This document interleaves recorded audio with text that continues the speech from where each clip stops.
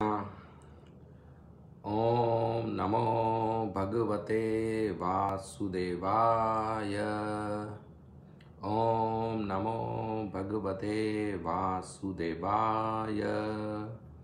ओम नमो भगवते वासुदेवाय। ओम अज्ञानतिमिरन्धस्य ज्ञानाञ्जनशलाकया चक्षु उन्मीलितं येन तस्मै श्रीगुरवे नमः।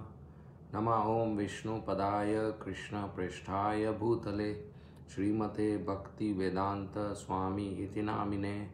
नमस्ते सारस्वती देवे गौरवाणी प्रचारिणे निर्विशेषा शून्यवादी पाश्चात्य देशतारिणे। जय श्री कृष्ण चैतन्य प्रभु नित्यानंद श्री अद्वैत गदाधर श्रीवासादि गौर भक्त वृंद। हरे कृष्णा कृष्णा कृष्णा हरे हरे, हरे राम राम राम हरे हरे।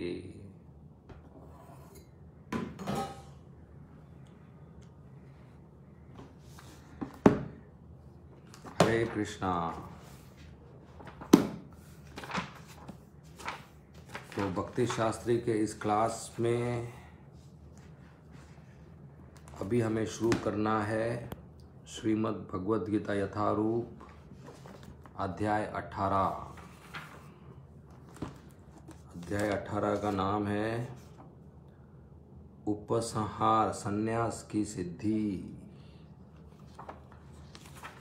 इसके पहले अध्याय 17 में श्रद्धा के विभाग में हमने चर्चा किया था कि अर्जुन भगवान श्री कृष्ण को प्रश्न पूछते हैं कि जो लोग शास्त्रों का पालन नहीं करते और पूजा करते हैं ऐसे लोगों का क्या स्थिति है।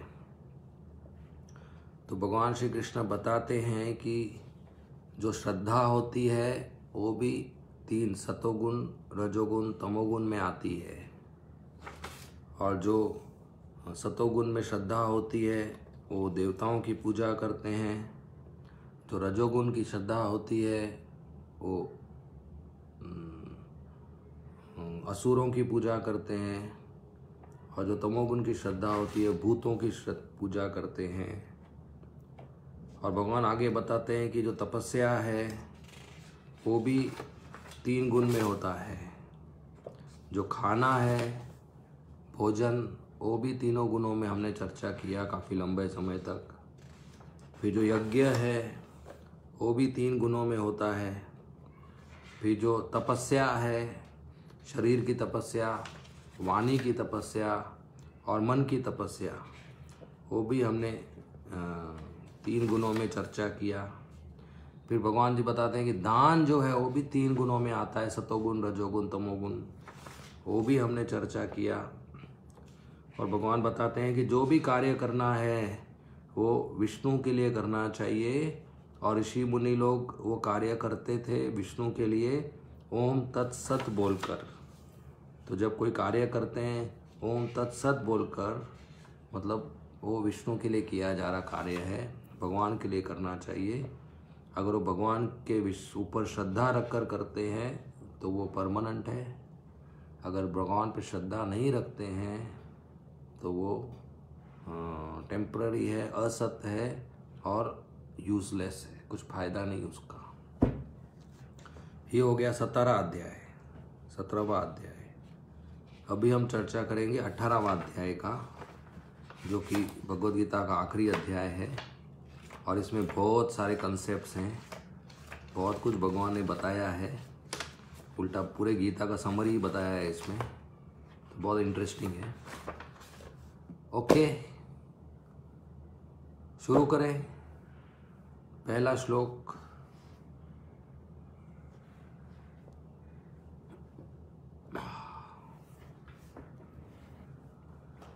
पढ़िए पहला श्लोक।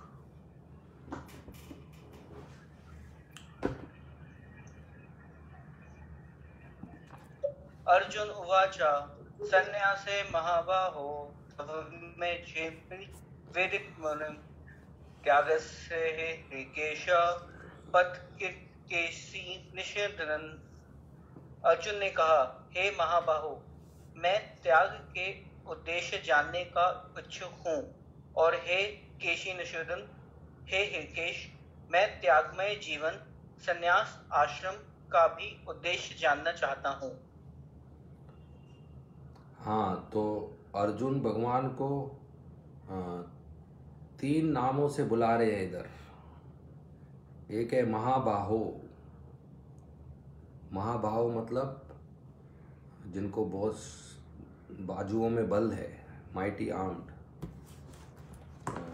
बाहों में बहुत बल है, महाबाहो।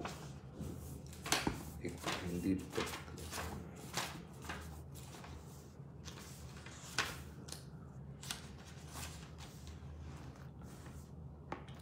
महाबाहु। और दूसरा कहते हैं केशी निसूदन। केशी घोड़े के रूप में आया था केशी वृंदावन में, और भगवान ने उसको मारा था। तो इधर अर्जुन बता रहे हैं कि आप मेरे जो डाउट्स हैं, मेरे जो संशय हैं, वो केशी के रूप में असुर हैं वो मेरे हृदय में, उसको मारिए आप। कैसे मारिए? सुदर्शन चक्र से नहीं, उत्तर देकर। और Rishikesh master of the senses, तो मेरे इंद्रियों के स्वामी भी आप ही हैं भगवान, मेरे बुद्धि के स्वामी भी आप ही हैं। ये जो संशय आते हैं मेरे बुद्धि में, इसके स्वामी भी आप ही हैं। मतलब आप ही ये संशय लेके आ रहे हैं मेरे बुद्धि में, ताकि मैं आपसे प्रश्न पूछूं और आप उत्तर दें। तो कौन से प्रश्न पूछें इधर कि ये त्याग क्या है और संन्यास क्या है? क्या ये दोनों सेम है शब्द, क्या अलग अलग है? क्या मतलब है इनका? तो ये अर्जुन पूछ रहे हैं। ठीक है, तात्पर्य पढ़िए। कृष्णा जी, भगवत प्रणाम। हरे कृष्णा। वास्तव में भगवत गीता 17 अध्यायों में ही समाप्त हो जाती है। 18वां अध्याय तो पूर्व विवेचित विषयों का पूरक संक्षेप है। प्रत्येक अध्याय में भगवान बल देकर कहते हैं कि भगवान की सेवा ही जीवन का चरम लक्ष्य है।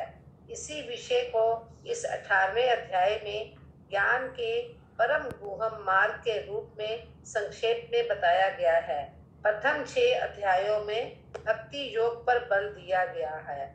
योगनामपि सर्वेषाम, समस्त योगियों में से जो योगी अपने अंतर में सदैव मेरा चिंतन करते हैं, वे सर्वश्रेष्ठ हैं। अगले 6 अध्यायों में शुद्ध भक्ति, उसकी प्रकृति तथा कार्यों का विवेचन है। अंत के 6 अध्यायों में ज्ञान, वैराग्य, अपरा तथा परा प्रकृति के कार्यों और भक्ति का वर्णन है। निष्कर्ष रूप में ये कहा गया है कि सारे कार्यों को परमेश्वर से युक्त होना चाहिए। ओम तत्सत शब्दों से प्रकट होता है, और ये शब्द परम पुरुष विष्णु से के सूचक हैं। भगवत गीता के 3 खंड से यही प्रकट होता है कि भक्ति ही एकमात्र जीवन का चरम लक्ष्य है। पूर्ववर्ती आचार्य तथा ब्रह्म सूत्र या वेदांत सूत्र का उदाहरण देकर इसकी स्थापना की गई है। कुछ निर्विशेषवादी वेदांत सूत्र के ज्ञान पर अपना एकाधिकार जनाते हैं, लेकिन वास्तव में वेदांत सूत्र भक्ति को समझने के लिए है, क्योंकि ब्रह्म सूत्र के रचयिता साक्षात भगवान हैं और वे ही इसके ज्ञाता हैं। इसका वर्णन 15वें अध्याय में हुआ है। प्रत्येक शास्त्र, प्रत्येक वेद का लक्ष्य भक्ति है। भगवत गीता में इसी की व्याख्या है। प्रभु नेक्स्ट पैराग्राफ पढ़ लो। नहीं, हरे कृष्ण। तो थैंक यू माता जी। तो तात्पर्य प्रभुपाद जी बताते हैं कि ऐसे तो भगवत गीता 17 अध्याय में समाप्त हो जाती है। 18वां अध्याय भगवान श्री कृष्ण दे रहे हैं, वो समरी कर रहे हैं जो जो ज्ञान और कंसेप्ट उन्होंने बताए हैं। बाकी भक्त लोग म्यूट कर लीजिए। जो जो ज्ञान और कंसेप्ट उन्होंने बताए हैं, जो जो बातें उन्होंने बताई हैं, उसको समरी कर रहे हैं। हर अध्याय में भगवान श्री कृष्ण ने इस बात पर बल दिया है कि भक्ति ही, शुद्ध भक्ति ही जीवन का उद्देश्य है। वही बात 18वें अध्याय में भगवान गुह्य ज्ञान, परम गुह्य ज्ञान के रूप में बता रहे हैं।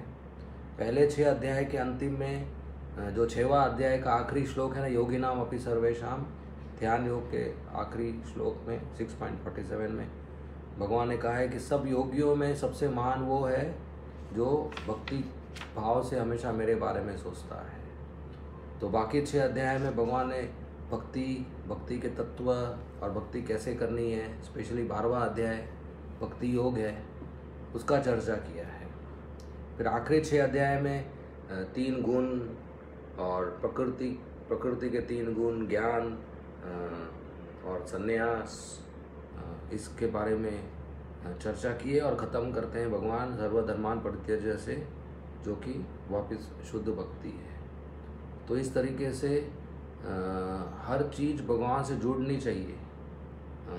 वही भगवान हमको बार बार बताते हैं, जैसे हमने पिछले अध्याय में पढ़ा कि ओम तत्सत, विष्णु के लिए सब कुछ करना चाहिए।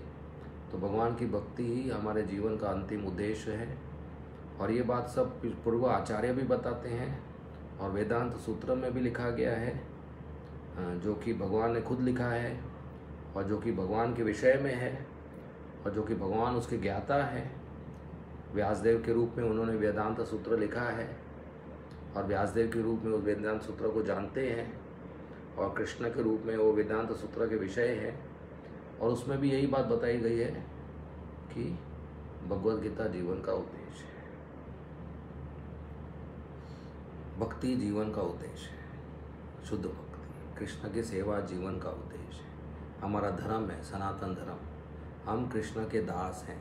जीवेर स्वरूप है कृष्णेर नित्य दास। ठीक है, नेक्स्ट। हरे कृष्णा प्रभु जी। हरे कृष्णा धीरज।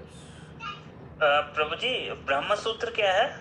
वही वेदांत सूत्र, कोई दूसरा नाम है ब्रह्म सूत्र। ओके, अच्छा, ठीक है प्रभु जी, थैंक यू। इसलिए व्यासदेव जी ने सब ग्रंथ लिखने के बाद आखिर में वेदांत सूत्र लिखा था, उसके बाद भागवत लिखा। तो उसी वेदांत सूत्र को ब्रह्म सूत्र भी कहते हैं। ठीक है, नेक्स्ट। प्रभु जी, ये वेदांत सूत्र कोई अलग बुक है या ये चारों वेदों को ही वेदांत सूत्र? नहीं, अलग किताब है। 4 वेद, 18 पुराण, 108 उपनिषद और फिर एक वेदांत सूत्र, अलग किताब है। वेदांत सूत्र मतलब वेद, अंत मतलब एंड, वेद मतलब ज्ञान, तो ज्ञान का आखिरी किताब। और सूत्र मतलब फॉर्मूला, मतलब बहुत छोटा वाक्य लेकिन बहुत बड़ा मतलब उसमें। जैसे एक सूत्र है जन्मादि अस्य यतः, दूसरा सूत्र है तत्त्वमसि, तीसरा सूत्र है अथातो ब्रह्म जिज्ञासा। तो वो 2-3 शब्द के वाक्य हैं, लेकिन इनको समझाने जाए तो पूरा किताब लग जाए। तो इसको इसको वेदांत सूत्र के वाक्य कहते हैं। सूत्र फॉर्मूला, जैसे साइंस में होता है E=mc², छोटा सा फॉर्मूला है, टी शर्ट पे लिखते हैं लोग, लेकिन समझने के लिए सालों साल लग जाएंगे। प्रभु जी, जैसे चारों वेद हैं तो उनमें वेद व्यास जी के ऊपर ही, या वेद व्यास जी ने लिखे होंगे? हाँ, वेद व्यास जी और उनके शिष्यों ने लिखे हैं।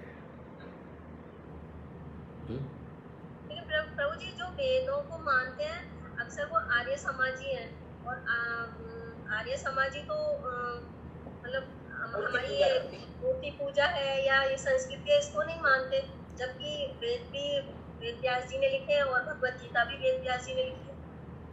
तो वो परंपरा में नहीं आते ना, इसलिए वो ज्ञान लुप्त हो गया है। वेद को सीखने के लिए भी परंपरा चाहिए, तो वो लोग परंपरा में नहीं आते, इसलिए नास्तिक हो गए हैं। वो काफी मतलब विरोध करते हैं हम लोगों की पूजा भी आर्य समाज। हाँ, क्योंकि वो परंपरा में नहीं है ना। ज्ञान परंपरा में आना चाहिए, ये तो कुछ मतलब नहीं है उसका। बहुत सारे मिक्स हो जाता है। जैसे भगवान ने अर्जुन को कहा था ना पहले अध्याय में, दूसरे अध्याय में कि चौथे अध्याय में कि मैं ये ज्ञान पहले सूर्य देव को दिया था। फिर परंपरा में नीचे आ रहा था, फिर वो टूट गया, इसलिए मैं आपको वापस दे रहा हूँ। उसी तरह आज जो वेद फॉलो करते हैं वो परंपरा में नहीं आते हैं, इसलिए उनको सही ज्ञान नहीं होता है। हम जो फॉलो करें वो परंपरा में आ रहा है। भगवान कृष्ण ने ब्रह्मा जी को दिया, ब्रह्मा जी ने नारद मुनि ने व्यासदेव को लिया, उन्होंने लिख दिया, फिर मध्वाचार्य, ऐसा चैतन्य महाप्रभु, फिर नीचे इसलिए प्रभुपाद जी। क्योंकि वेद व्यास जी ने दोनों चीज लिखी है, तो उन्हें यकीन नहीं है कि जो वेद व्यास जी ने वेद लिखे हैं वही भगवत गीता लिखे हैं, वो गलत थोड़ी ना। हाँ, तो ये तो बात है, परंपरा में नहीं है, इसके लिए उनको ज्ञान नहीं है, सही जानकारी नहीं है। ठीक है बाबू जी, धन्यवाद। एवं परंपरा। हरे कृष्णा प्रभु जी।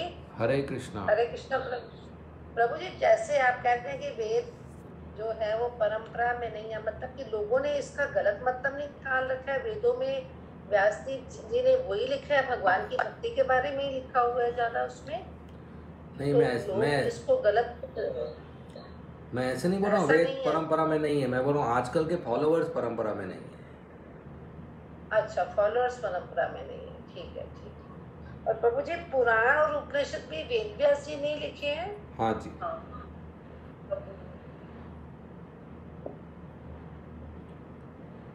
नेक्स्ट। प्रभु जी, जैसे व्यास देव ने ये चारों वेदों को लिखा, तो उनका मतलब यही एक वो था कि वेदों के द्वारा भगवान को ही जाना जाता है। फिर उसके बाद उन्होंने और सारे पुराणों को, जैसे कि देवी पुराण और शिव पुराण और अलग अलग देवी देवताओं की ग्लोरीफाई किया। तो बाद में वेदों को लिखने के बाद फिर देवी देवताओं की इतनी ज़्यादा महत्ता क्यों बताया उन्होंने?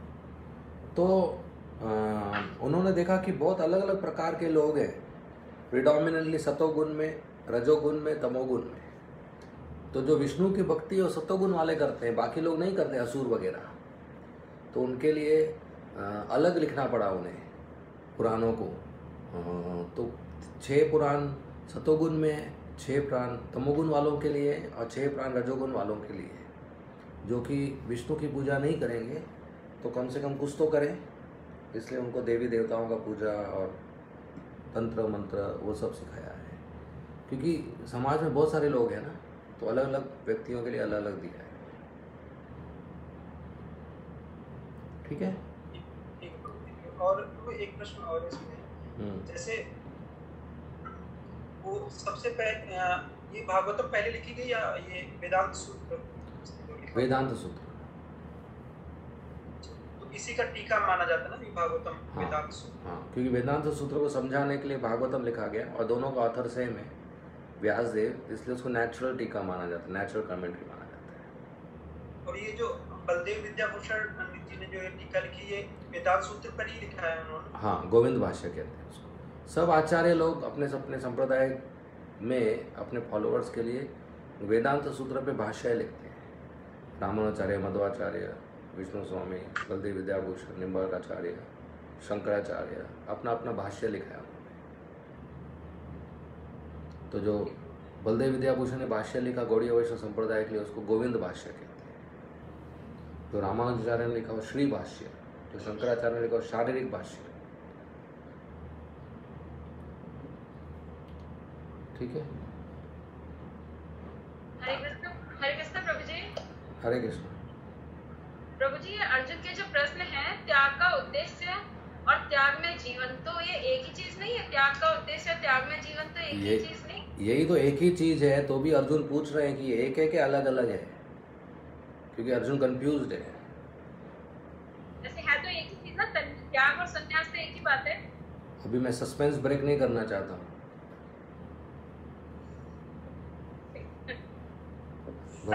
भगवान इसका उत्तर देंगे।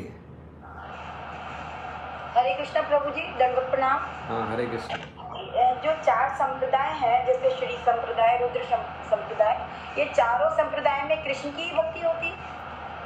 हाँ, कृष्ण की या नारायण विष्णु, लक्ष्मी नारायण, लक्ष्मी विष्णु, सीताराम, राधा कृष्ण,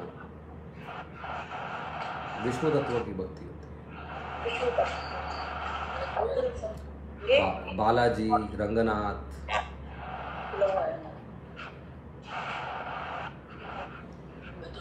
ठीक है। कृष्ण प्रभु जी, एक क्वेश्चन और है। हाँ मतलब मेरे से कहा था कि मनुष्य जो है वो सबसे गंदा जीव है, सबसे निम्न माता जी, आपके कनेक्शन में थोड़ा आवाज आ रहा है। जी प्रभु जी, अभी क्लियर है प्रभु? नहीं, आवाज क्लियर के साथ साथ कोई और आवाज भी आ रहा है आपके कनेक्शन में। लास्ट टाइम भी आ रहा था। आपका कहीं तो कनेक्शन लूज है। ठीक है, बोलिए, मालूम नहीं पड़ रहा तो बोलिए। हरे कृष्णा प्रभु।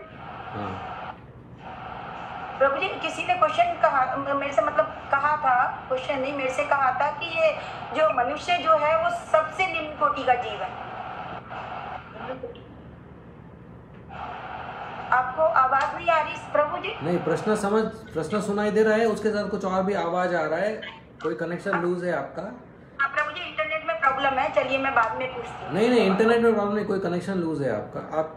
आपको अगर नहीं समझ रहा है तो घर में किसी को मालूम होगा तो उससे पूछ लीजिएगा। तब तक प्रश्न पूछिए आप। जी प्रभु जी, मेरे को ये बोला था किसी ने कि जो मनुष्य है वो सबसे निम्न कोटि का जीव है, क्योंकि वो भगवान की प्रकृति का शोषण करता है। और प्रभु जी फिर निम्न कोटि का जीव है तो फिर जैसे वृक्ष हैं और एनिमल्स हैं, प्रभु जी ये तो भगवान के अकॉर्डिंगली जीते हैं, तो इन्हें तो उसी शरीर में मुक्ति मिल जानी चाहिए। फिर मतलब मनुष्य मतलब भगवान के अकॉर्डिंगली नहीं जीता, क्योंकि भगवान ने मनुष्य के लिए जो शास्त्रों में लिखा है उसके अकॉर्डिंगली वो नहीं जीता, तो वो सबसे ज्यादा पाप मनुष्य ही करता है। और मनुष्य योनि में ही मुक्ति संभव है, और किसी योनि में संभव नहीं है, जबकि और योनियां तो भगवान के अकॉर्डिंगली जीती हैं। नहीं तो चेतना अलग अलग जो योनि होती है ना, वो चेतना में फर्क होती है। तो चेतना के रूप में मनुष्य का चेतना सबसे ज़्यादा होता है बाकी योनियों से, और मनुष्य का चेतना विकसित है और बुद्धि विकसित है। आप म्यूट कर लीजिए माता जी। और उनका बुद्धि विकसित है, और मनुष्य को ही आज़ादी है कर्म करने की। जो पेड़ पौधे जानवर होते हैं उनको पाप और पुण्य दोनों नहीं लगता है, क्योंकि उनको ज़्यादा आज़ादी नहीं होता है। शेर मांस खाएगा तो उसको पाप नहीं लगेगा, तो उनको हिंसा का पाप नहीं लगता है। तो मनुष्य को आज़ादी है, और वो आज़ादी का उपयोग करके भगवान की भक्ति कर सकता है या दुरुपयोग करके पाप कर सकता है। तो आज मनुष्य पाप कर रहा है और प्रकृति का दुरुपयोग कर रहा है, इसके लिए वो पतन हो गया है उसका। तो मौका अच्छा है उसको भक्ति करने का, लेकिन उसने अपना मौका खो दिया है।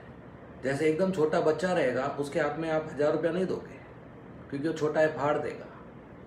बच्चा बड़ा हो जाएगा तो आप 1000 रुपया खुशी खुशी दोगे, क्योंकि आपको मालूम है जिम्मेदार है, फाड़ेगा नहीं। लेकिन अगर जाकर वो सिगरेट खरीदेगा, तंबाकू खरीदेगा, तो उसने दुरुपयोग किया ना।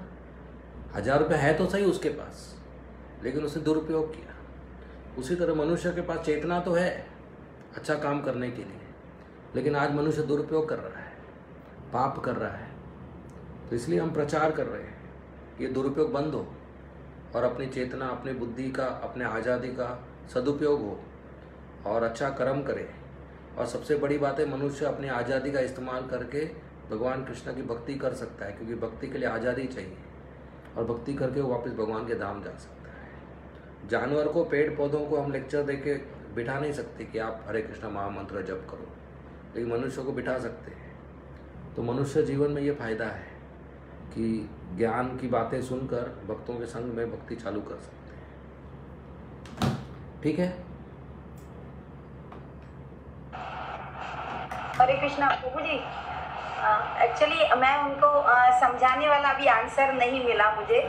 मतलब मैं ये कह रही हूँ कि जैसे जेल में है और कोई तो जेल के नियमों का पालन कर रहा है, और दूसरे जो मनुष्य हैं वो जेल के नियमों का उल्लंघन कर रहे हैं, और पशु जेल के नियमों का पालन कर रहे हैं। तो मतलब वो जेल से जल्दी निकलनी चाहिए या मनुष्य जेल से जल्दी निकलना चाहिए? नहीं, पशु जेल का पालन कर रहे हैं क्योंकि उनको चेन से बांध दिया गया, हिल ही नहीं सकते। जो मनुष्य बहुत ही बुरे हो जाते हैं, अगले जन्म पशु बनते हैं, और पशु अपनी स्वतंत्रता का ज्यादा उपयोग नहीं कर सकते। वो तो एक होता है इंस्टिंक्ट। इंस्टिंक्ट मतलब जैसा प्रोग्राम किया गया वैसा उनका शरीर और मन चल रहा है। तो जो जेल में चेन से बंधा हुआ वो क्या भागेगा, राइट। तो मनुष्यों को ज़्यादा चेतना विकसित है, लेकिन अगर बहुत खराब हो जाएंगे तो अगले दिन हम वापस पशु बन जाएंगे।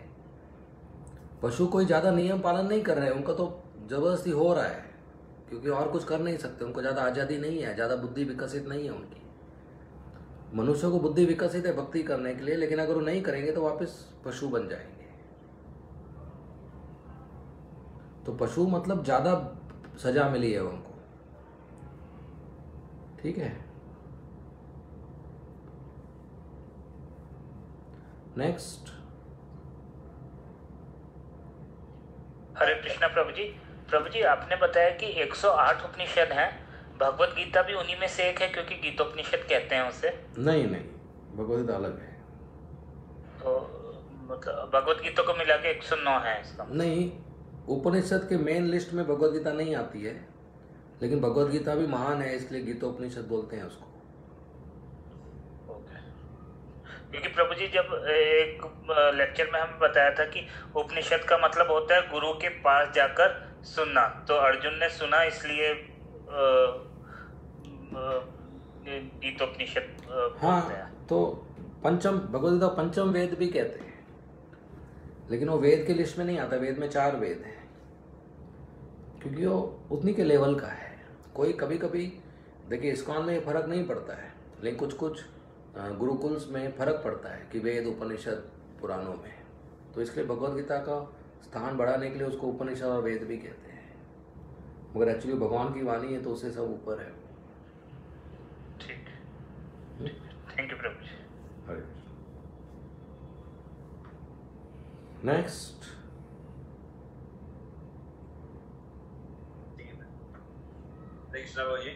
हरे कृष्णा। बलवर्धन प्रभु।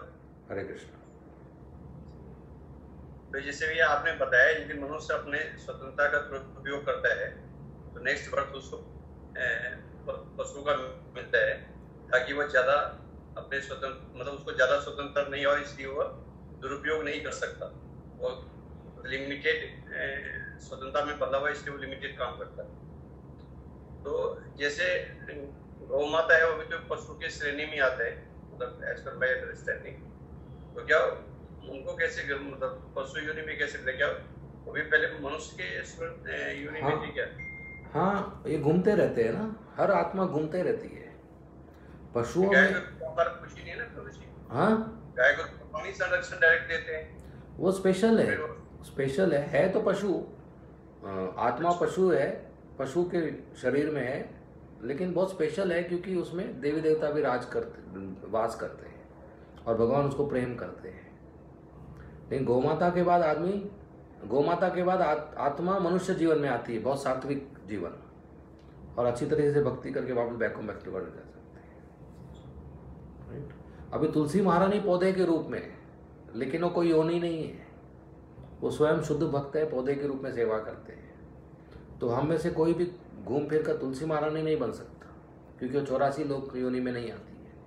वो शुद्ध आत्मा है, मुक्त है, भगवान की पार्षद है, सेवा के लिए पौधे के रूप में आई है। ठीक है। तो कुछ स्पेशल, जैसे हनुमान बंदर के योनि में है, लेकिन वो साधारण वानर नहीं है, वो शुद्ध भक्त है भगवान के। ठीक है।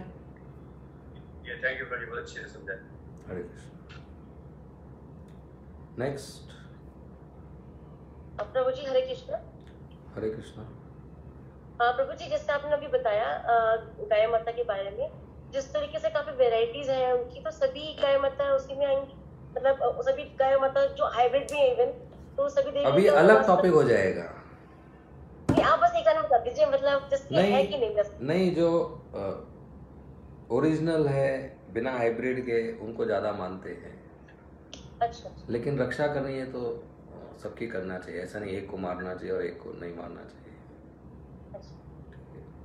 ठीक है प्रभु जी। हरे कृष्ण। मुझे पढ़े अगला। Yes, next. हे भगवान उवाच काम्यानां नहीं, हमारा सेकंड पैराग्राफ तात्पर्य हुआ नहीं है पूरा, पहले का तात्पर्य हुआ नहीं है। Second paragraph. जिस प्रकार द्वितीय अध्याय में संपूर्ण विषय वस्तु की प्रस्तावना सार का वर्णन है, उसी प्रकार 18वें अध्याय में सारे उपदेश का सारांश दिया गया है। इसमें त्याग, वैराग्य तथा त्रिगुणातीत दिव्य पद की प्राप्ति को ही जीवन का लक्ष्य बताया गया है। अर्जुन भगवत गीता के दो विषयों का स्पष्ट अंतर जानने का इच्छुक है। ये हैं त्याग तथा संन्यास। अतः वह इन दोनों शब्दों के अर्थ की जिज्ञासा कर रहा है। इस श्लोक में परमेश्वर को संबोधित करने के लिए प्रयुक्त ऋषिकेश तथा केशी निषूदन, ये दो शब्द महत्वपूर्ण हैं। ऋषिकेश कृष्ण है, समस्त इंद्रियों के स्वामी, जो हमें मानसिक शांति प्राप्त करने में सहायक बनते हैं। अर्जुन उनसे प्रार्थना करता है कि वे सभी बातों को इस तरह संक्षिप्त कर दें जिससे वह समभाव में स्थिर रहे। फिर भी उसके मन में कुछ संशय हैं और ये संशय असुरों के समान होते हैं। अतः वह कृष्ण को केशी निषूदन कहकर संबोधित करता है। केशी अत्यंत दुर्जय असुर था जिसका वध कृष्ण ने किया था। अब अर्जुन चाहता है कि वे उसके संशय रूपी असुर का वध करें। हाँ, तो प्रभुपाद जी बताते हैं कि जैसे दूसरा अध्याय है, सब टॉपिक्स को समराइज किया है, थोड़ा थोड़ा बताया है सब उपदेश को, उसी तरह 18वें अध्याय में भगवान अपने सब उपदेश थोड़ा थोड़ा बताते हैं, और त्याग के बारे में, संन्यास के बारे में, और जीवन का उद्देश्य है शुद्ध सत्व, ब्रह्मभूत, तीनों गुणों के ऊपर आना, तीनों गुणों के परे होना। और अर्जुन ने ये दो प्रश्न पूछे हैं त्याग और संन्यास के बारे में। और मैंने जैसे बताया कि ऋषिकेश और केशी निषूदन, क्योंकि ऋषिकेश भगवान हमारे मन, बुद्धि और इंद्रियों के स्वामी हैं, उन्हीं की मदद से हम शांत हो सकते हैं ज्ञान के आधार पर, और वही हमारे सब डाउट्स, हमारे शंका को दूर कर सकते हैं, जो केशी के रूप में हमारे को अटैक करते हैं, जैसे वो केशी ने नंदगांव को अटैक किया था। भगवान के अलावा और कोई नहीं कर सकता। ओके, कोई प्रश्न?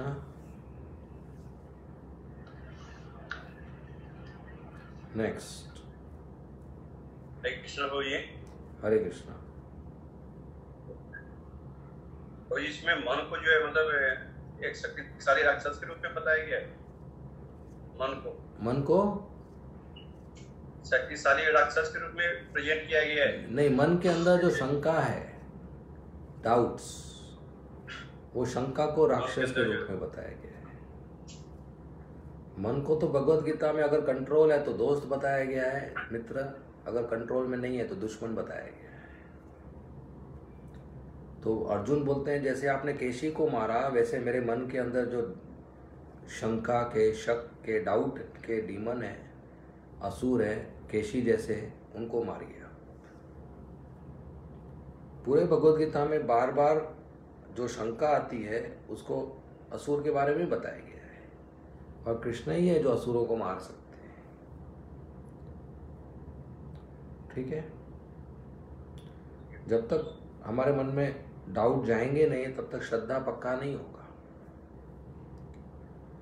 और डाउट हमने क्लियर नहीं किया और फिर भी जो श्रद्धा है उसे भक्ति किया तो अंधविश्वास के रास्ते पर चला जाएगा, और अंधविश्वास के रास्ते पर आप चलेंगे, इसका मतलब आंख बंद करके चल रहे हैं, फिर खड्डे में गिर जाएंगे, या एक्सीडेंट हो जाएगा, या गलत रास्ते पे चले जाएंगे, या धोखा हो जाएगा, या गलत व्यक्ति के पीछे चले जाएंगे, या गलत गंतव्य पे पहुंचेंगे।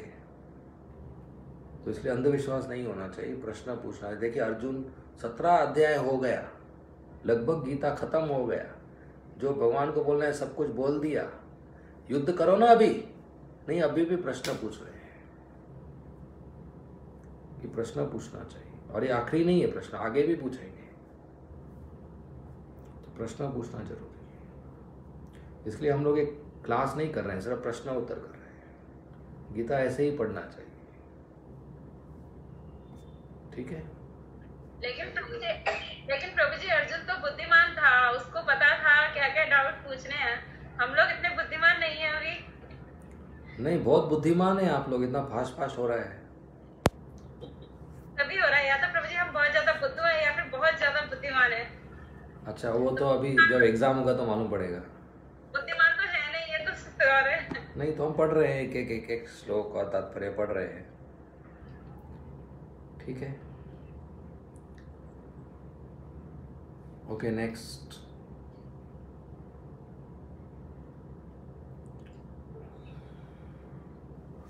श्लोक पढ़ना है। हरे कृष्णा। हाँ। भगवानुवाच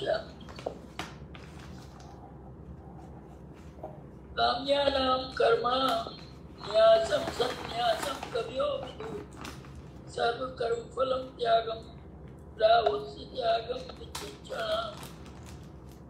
भगवान ने कहा, भौतिक इच्छा पर आधारित कर्मों के परित्याग को विद्वान लोग संन्यास कहते हैं और समझ कर्मों के परित्याग को विद्वान लोग त्याग कहते हैं। हाँ, तो हरे कृष्ण। इधर भगवान विद्वानों को बीच में रखकर उत्तर दे रहे हैं कि काम मतलब भौतिक इच्छा के ऊपर आधारित कर्म कार्य को संन्यास कहते हैं, संन्यास आश्रम।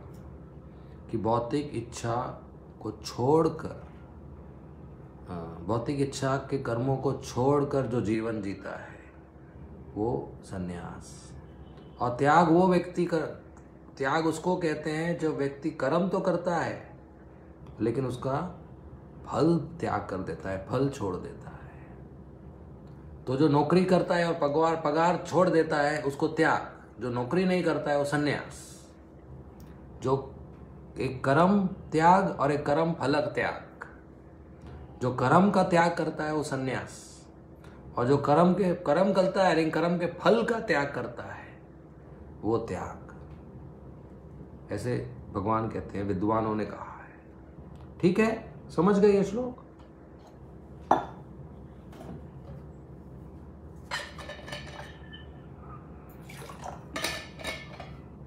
कृष्णा, मतलब कि कर्म का त्याग कैसे कर सकता है? कर्म का कैसे त्याग, मतलब नहीं तो सब लोग नहीं कर सकते। सन्यासी लोगों को करना है, अपने बीवी बच्चों के देखभाल का त्याग करते हैं, घर का त्याग करते हैं, देश का त्याग करते हैं, जंगल में रहते हैं, सब कुछ छोड़ देते हैं। ये त्याग हुआ ना, कर्म का त्याग हुआ ना। तो कुछ और डिटेल्स हैं इसके जो भगवान बताने वाले आगे। पारिवारिक संबंधों को त्यागना कर्म का त्याग हो जाए। मतलब कुछ तो कर्तव्य है जिनका त्याग हुआ है ना। देखिए, भगवान आगे बताने वाले कि सब कर्मों का त्याग करना भी नहीं चाहिए और कर भी नहीं सकते। लेकिन अभी तक भगवान ने अपना उत्तर नहीं दिया है, विद्वानों ने ऐसा कहा है, बताया। देखिए, भगवान बहुत क्लेवर है। हाँ, ऐसा नहीं बोल रहे कि मैंने ऐसा सोचा है, मैं ऐसे बता रहा हूं। भगवान बोल रहे विद्वानों ने ऐसा कहा है। तो भगवान अभी अर्जुन को सस्पेंस में ही रख रहे हैं। इसलिए मैं माता जी को बोला मैं सस्पेंस तोड़ना नहीं चाहता। अभी 10 श्लोक लगेंगे इसको समझने में, राइट? तो माता जी आपका क्वेश्चन है ना, पार्क करेंगे। मैं वापस आऊंगा आपके क्वेश्चन पे जब भगवान बात करेंगे कि सब कर्म का त्याग नहीं हो सकता। ठीक है, लेकिन ऐसा नहीं है कि ये सच नहीं है। संन्यास आश्रम में जो आदमी संन्यास लेता है, गृहस्थ वानप्रस्थ संन्यास, वो जो गृहस्थ के कर्म होते हैं, पैसा कमाना और बीवी का ध्यान रखना, बच्चों का ध्यान रखना और शादी विवाह में जाना और रिश्तेदारों के पास जाना, पार्टी करना या वोट देना या इतना कुछ है, वो सब त्याग करते हैं ना संन्यास में। ऐसा है। असली त्याग तो कोई नहीं कर सकता। तो मैं आगे बताऊंगा जैसे श्लोक आएगा। ठीक है, नेक्स्ट। तो भोगी है क्या? वापस बोलिए, आपका आवाज टूट गया था। अगर कोई कर्मों का त्याग नहीं कर रहा है तो क्या वो भोगी है? अगर कोई कर्म करता है फल के लिए और फल का भोग करता है तो वो भोगी हुआ। भोग फल का होता है, कर्म का नहीं। तो कर्म का फल अगर भोग करता है तो वो भोगी हुआ। हो सकता है कोई कर्म का भी भोगी हो, किसी को काम करना बहुत अच्छा लगता हो, पूरा दिन काम ही काम करे, खुशी हासिल करता है वो काम से, लेकिन बेसिकली काम का कुछ फल होता है, हो सकता है टाइम पास हो उसका, हो सकता है उसका बुद्धि में मजा आता हो, उसको काम ही उसका इंद्रिय तृप्ति हो। तो कर्म का फल त्याग नहीं किया या दान नहीं दिया, खुद के लिए रखा तो भोग हुआ। ठीक है जी प्रभु। नेक्स्ट। हरे कृष्णा प्रभु जी। हरे कृष्णा। जैसे भक्त लोग कर्म फल का त्याग करते हैं, जैसे नौकरी करते हैं, व्यवसाय करते हैं, उससे जो अर्जित धन होता है उसको भगवान की सेवा में लगा। कहते तो हम ऐसे हैं, लेकिन ऐसे जैसे लगता है कि भगवान की सेवा में कुछ नहीं लगता है, बस सिर्फ जो घर में पूरे स्टफ तैयार होता है वो भगवान को भोग लगता है, और भी अपने इच्छा अनुसार जो अच्छा लगता है चलो भगवान के लिए बना दो, उसको पाते हैं। तो अल्टीमेटली ये देखे तो हमारा तो त्याग कहीं हो ही नहीं रहा है, कर्म बंधन से मुक्ति कैसे? तो ये न से भला है, तो ये न से भला है, न से भला है। इसको डवटेल कहते हैं। डवटेल मतलब मेरी इच्छा है समोसा खाने की, और मैं घर में समोसा बनाकर भगवान को खिलाऊं और बाद में मैं खाऊं। तो ये डायरेक्ट खरीद के खाने से तो अच्छा है कि कम से कम प्रसाद खा रहा हूं, लेकिन स्वार्थ मेरा है, मेरी पसंद है। तो ऐसा खाने से धीरे धीरे साधु के संग में शुद्ध होते हैं और फिर भगवान की इच्छा से जीवन जीते हैं। तो ये शुद्ध भक्ति नहीं है, लेकिन न से भला है। कम से कम बिना भगवान को भोग लगा के तो नहीं खाया, बाहर का समोसा खरीद के नहीं खाया, ये तो त्याग किया ना। खुद बना के खाया, भगवान बना के भगवान को खिलाकर खिलाया, खाया। तो पिछला जो आदत था बाहर से खरीद के खाना, वो तो त्याग हुआ ना, राइट। तो ये एक स्टेप आगे है। बाहर से खरीद के खाने से अच्छा है घर में बनाकर भगवान को खिलाकर खाया। ये एक स्टेप आगे, एक त्याग आगे है कि बाहर का त्याग कर दिया, जो ऑफर्ड नहीं है वो नहीं खाना है। फिर से भी आगे जीवन है, और भी आगे है। ठीक है।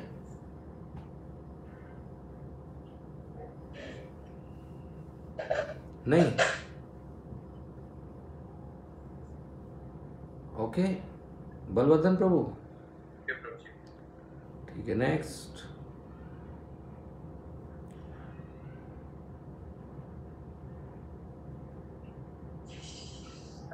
तात्पर्य पढ़े इसका? हाँ जी। कर्म फल की आकांक्षा से किए गए कर्म का त्याग करना चाहिए, यही भगवत गीता का उद्देश्य है।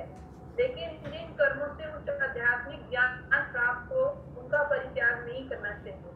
अगले श्लोकों से स्पष्ट हो जाएगा। वैदिक साहित्य में किसी विशेष उद्देश्य से यज्ञ संपन्न करने की अनेक विधियों का उल्लेख है। कुछ यज्ञ ऐसे हैं जो अच्छी संतान प्राप्त करने के लिए या स्वर्ग की प्राप्ति के लिए किए जाते हैं, लेकिन जो यज्ञ इच्छाओं के वशीभूत हो उनको बंद करना चाहिए। परंतु आध्यात्मिक ज्ञान में उन्नति या हृदय की शुद्धि के लिए किए जाने वाले यज्ञों का परित्याग करना उचित नहीं है। हरे कृष्ण। हाँ, तो सॉरी, प्रभुपाद जी बताते हैं कि भौतिक इच्छा के आधारित कर्म त्याग करना है, लेकिन कृष्णा भावनाओं में आगे बढ़ने के लिए जो कार्य है हृदय को शुद्ध करने के लिए, उसको त्याग नहीं करना है। जो भक्ति में प्रगति करने के लिए या दिव्य ज्ञान में प्रगति करने के लिए है, ये अगले श्लोकों में भी भगवान बताएंगे कि उनको त्याग नहीं करना है। जैसे दान, तपस्या, यज्ञ, इनको त्याग नहीं करना है।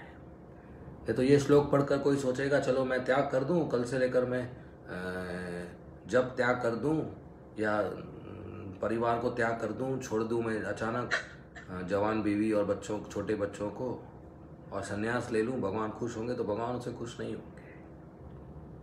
तो अपने हृदय को शुद्ध करने के लिए जो जो कर्तव्य बताए गए हैं उनको नहीं छोड़ने हैं। तो जो अर्जुन को कंफ्यूजन था, ये सेकेंड श्लोक के उत्तर के बाद भी वो कंफ्यूजन रहता है। देखिए कि सब कुछ छोड़ना है, लेकिन फिर प्रभुपाद जी बताए सब कुछ नहीं छोड़ना है। इसलिए मैंने कहा ये 10 श्लोक के बाद उत्तर पता चलेगा। ठीक है, हम नेक्स्ट पढ़ेंगे या नेक्स्ट प्रश्न है तो पूछिए।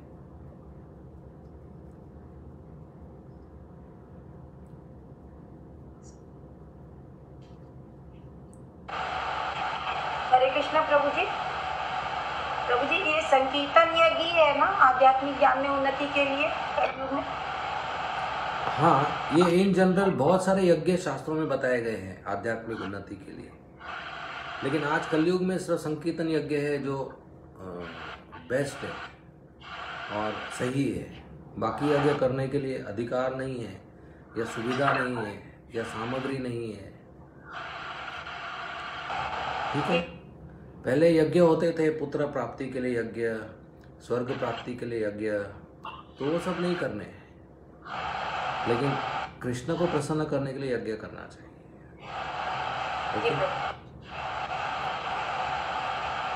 नेक्स्ट।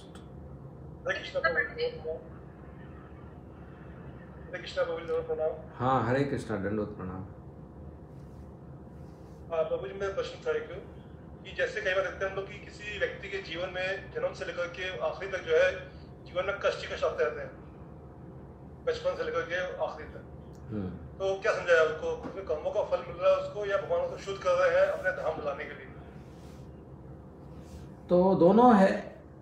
एक भक्त के जीवन में कष्ट आता है उसके कर्म के, पिछले कर्म के फल के कारण, और भगवान का कृपा होता है कि ज़्यादा कष्ट होने वाला है लेकिन थोड़ा आया उसको, और इस कष्ट से वो शुद्ध हो जाएगा और भगवान के धाम में जाने के लिए तैयार हो जाएगा, भगवान भक्ति में प्रगति करेगा।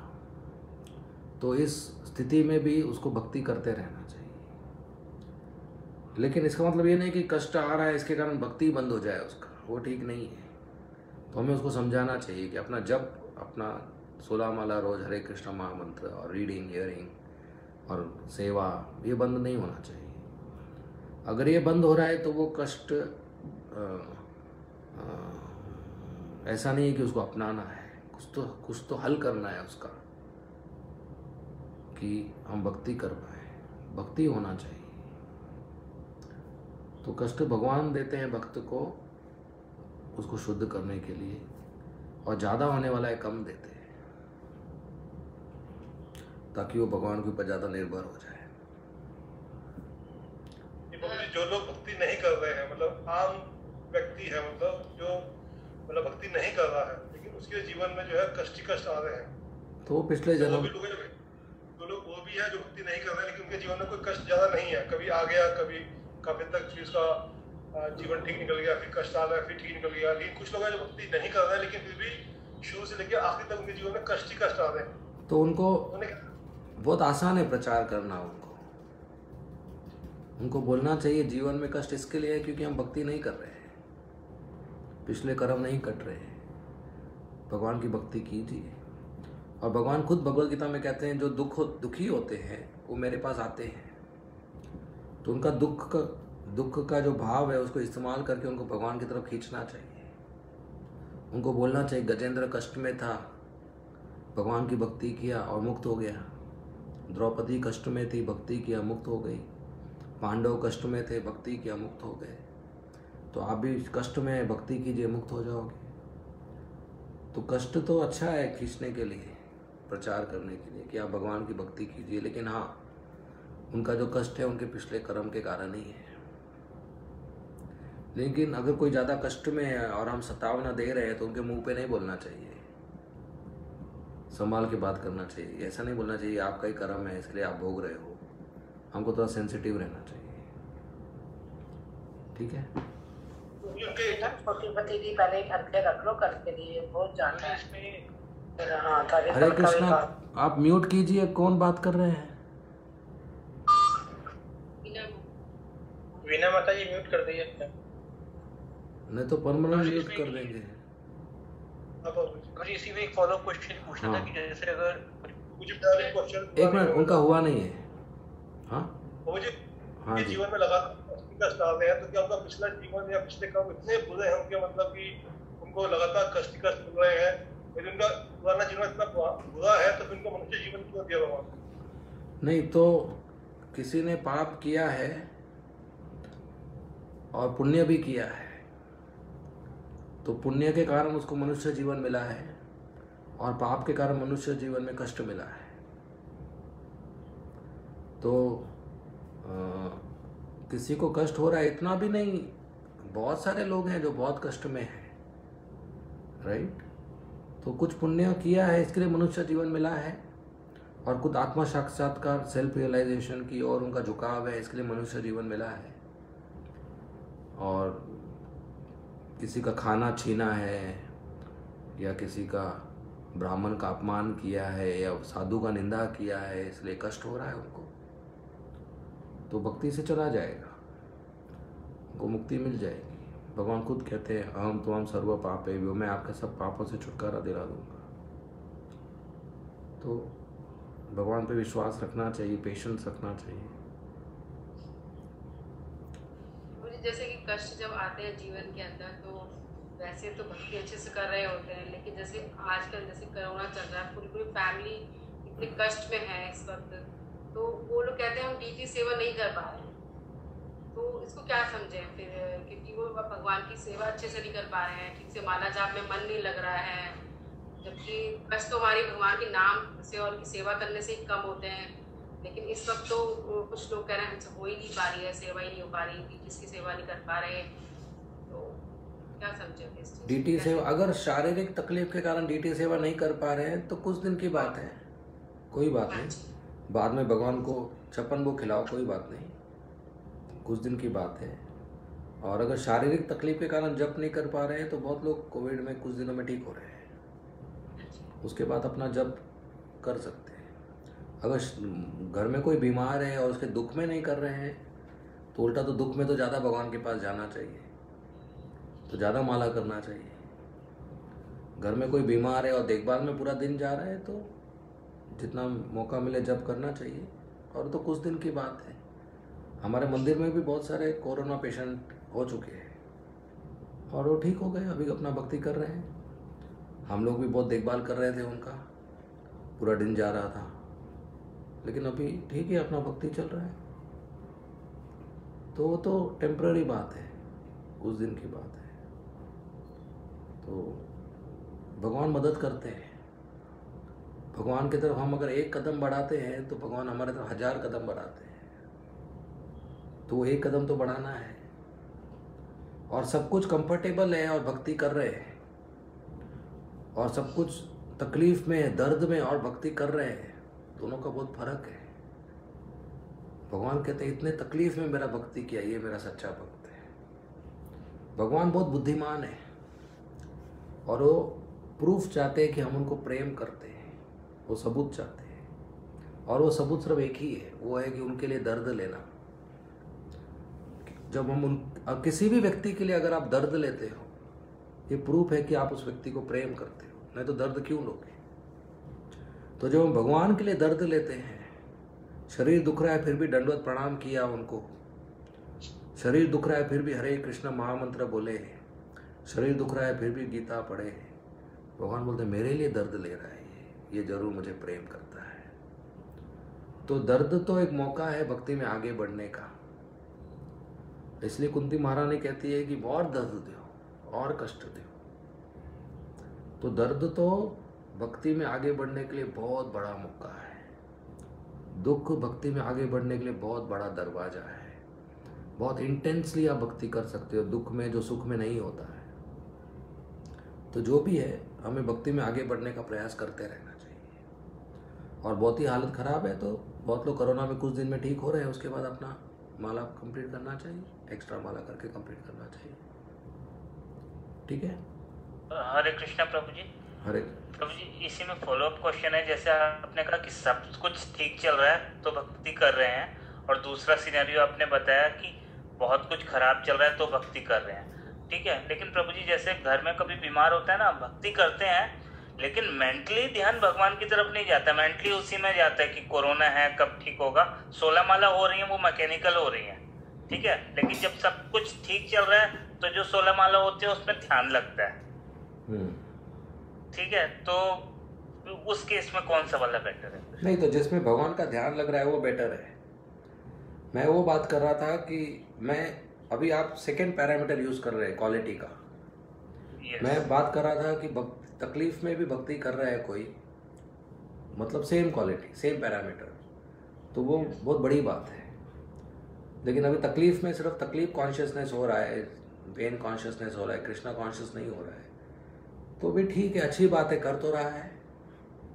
और सब कुछ ठीक में भी हमारा कितना मैकेनिकल होता है वो भी तो है, सबका भी तो बहुत अच्छा बिल्कुल मैकेनिकल नहीं हो रहा है, ऐसा भी नहीं है। तो अलग अलग पैरामीटर्स है देखने के लिए। तो मैं एक वेरिएबल की बात कर रहा हूँ कि दर्द है फिर भी भक्ति कर रहे हैं तो भगवान खुश होते हैं उससे। हाँ, ध्यानपूर्वक करने के लिए सेहत अच्छा होना चाहिए, सही बात है। इसके लिए आप टाइम पे खाओ, टाइम पे सो, युक्ताहार विहारश्च वो पालन करो ताकि सेहत अच्छा हो और अच्छी तरीके से भक्ति करें। बाहर मत निकलो तो मास्क पहनो, सोशल डिस्टेंसिंग रखो, हाथ धो, ये सब करो फिर ताकि सेहत अच्छा रहे और भक्ति अच्छा करें। क्योंकि जैसे प्रभु जी आपने 2-3 क्लासेस पहले बताया था कि हम लोग पत्थर तो है नहीं, अगर घर में कुछ होते हैं, सपोज किसी की डेथ हो जाती है तो ऐसा नहीं है कि दुख नहीं होगा, या मतलब कोई बीमार होता है तो ध्यान नेचुरली उस तरफ जाता है। और सिंस उस तरफ जाता है तो वो भगवान जब करते हैं तो भक्ति में वो कम लगता है रिलेटिवली। जब सब कुछ ठीक होता है तो रिलेटिवली वो अपने आप ही कम लगता है। वो ऐसा नहीं है कि हम जानबूझ के लगा रहे हैं, पर वो ध्यान अपने आप ही फिर उसका वो मेंटल डिस्टर्बेंस रहता है, तो क्वालिटी डाउन होती है फिर। हाँ, तो कोई बात नहीं, मैं प्रार्थना करूंगा आपके घर में सब ठीक रहे, आप अच्छा भक्ति करो। Thank you. देखिए, जैसे कोई बीमार होता है तो जैसे आप बीमार के बारे में सोचते हैं वैसे दवाई के बारे में भी सोचते हैं, अस्पताल के बारे में भी सोचते हैं। तो जब हमें ज्ञान होता है कि सबसे अच्छी दवाई हरि नाम है तो हम डोज बढ़ा देते हैं, ज़्यादा नाम लेते हैं, ज़्यादा हरि नाम के बारे में सोचते हैं। और ये तो हमारा ज्ञान है ना कि अभी हम ठीक है, अभी भी हम बीमारी है, असली बीमारी माया की है जो हम भूल चुके हैं। तो जब शरीर स्वस्थ है तभी तो अच्छा करेंगे, तो प्रैक्टिस रहेगा कि जब शरीर खराब हुआ तो भी हम अच्छा करेंगे। तो इसके लिए प्रैक्टिस, अभ्यास बहुत अच्छी तरीके से करना चाहिए। प्रभु जी, लेकिन यहाँ मैंने जो बात की है दूसरे के उस पर की है। हमारा शरीर स्वस्थ है, दूसरे का शरीर खराब है, तो अगर जब हमारा शरीर स्वस्थ था तो प्रैक्टिस अच्छी थी, लेकिन अब दूसरे का शरीर खराब है, हमारा तो ठीक है, फिर भी हमको मालूम है ना कि उनका दवाई यही है कि हम उनके लिए नाम जप करें। तो जी दूसरे से फर्क पड़ेगा, दूसरा अगर जप करे? क्यों नहीं, अगर कोई बीमार है उनके लिए आप भगवान का नाम जप कर रहे हैं तो भगवान का आशीर्वाद उनको ट्रांसफर होगा ना। क्योंकि प्रभु जी जैसे हम तो सुनते हैं कि भक्ति इंडिविजुअल होती है। नहीं, लेकिन भगवान को दूसरों के लिए प्रार्थना कर सकते हैं ना, दूसरों के लिए नाम जप करके भगवान को प्रार्थना कर सकते हैं ना कि ये चैंटिंग हम उनके लिए कर रहे हैं, उनको फायदा होना चाहिए, कर सकते हैं, कोई बात नहीं। भक्ति आप कर रहे हो लेकिन फल ट्रांसफर कर सकते हो। फिर हमें एक्स्ट्रा करनी पड़ेगी, हमारी 16 कम हो जाएगी। अगर आप 16 माला करके फल ट्रांसफर किया तो 2 फल बनते हैं, एक उनको मिलते हैं, एक आपको मिलते हैं। ओके, दोनों को मिलते हैं फल। ठीक है, thank you Prabhu ji. Okay, thank you. तो जी इसमें मेरे को ये पूछना था कि जैसे कई बार देखते हैं मटेरियल लाइफ में पीपल ऐसे होते हैं जिनको हम अगर जैसे कठिन समय में उनको बोलते हैं तो वो भगवान की याद करते हैं, भगवान की पूजा करते हैं, लेकिन जैसे ही उनके लाइफ से परेशानियां खत्म हो जाती हैं वो फिर अपना नॉर्मल चीजें शुरू कर देते हैं। तो ऐसे केस में उनको हमें कैसे प्रीच करना चाहिए कि वो कॉन्स्टेंटली फिर भगवान की भक्ति करते रहें? नहीं तो उनको ऐसे जैसे, हाँ बोलिए, या उनको हम और किस तरीके से मोटिवेट कर सकते हैं कि देखिए आपका जो दुखद का समय है इसमें भगवान का जो स्मरण कर रहे हैं, इनसे भगवान हमें कष्टों से मुक्त करते हैं, तो वो चीज होती है, तो उसमें तो वो करेंगे, लेकिन अगर उसमें फिर उनके साथ कुछ और गलत हो जाता है तो वो कहते हैं लो भगवान ने भी हमारी सहायता नहीं करी।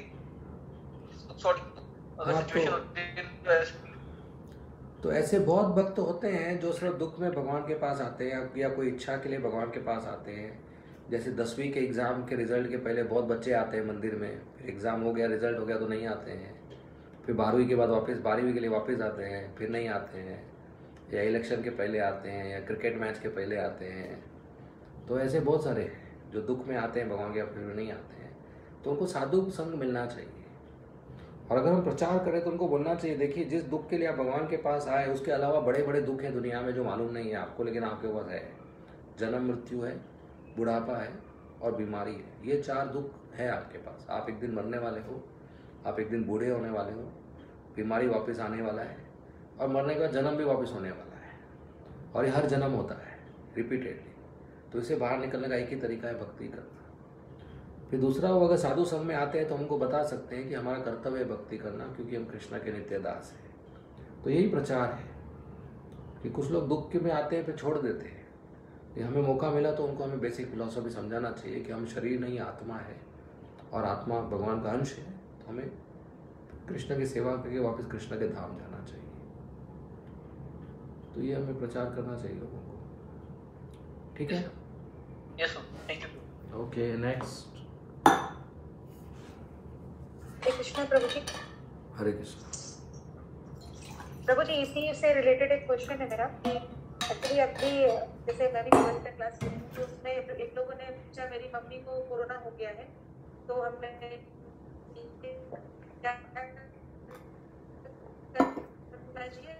तो मतलब उनसे कोई प्रिंसिपल ना करें, आपका पढ़े ऐसे करके बोला।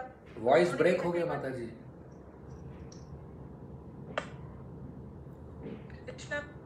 माता जी आपकी वॉइस ब्रेक हो रही है, आप अपना वीडियो ऑफ करके आप बोलिए तो अब आपकी आवाज आएगी।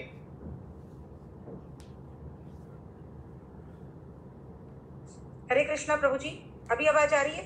हाँ, यस।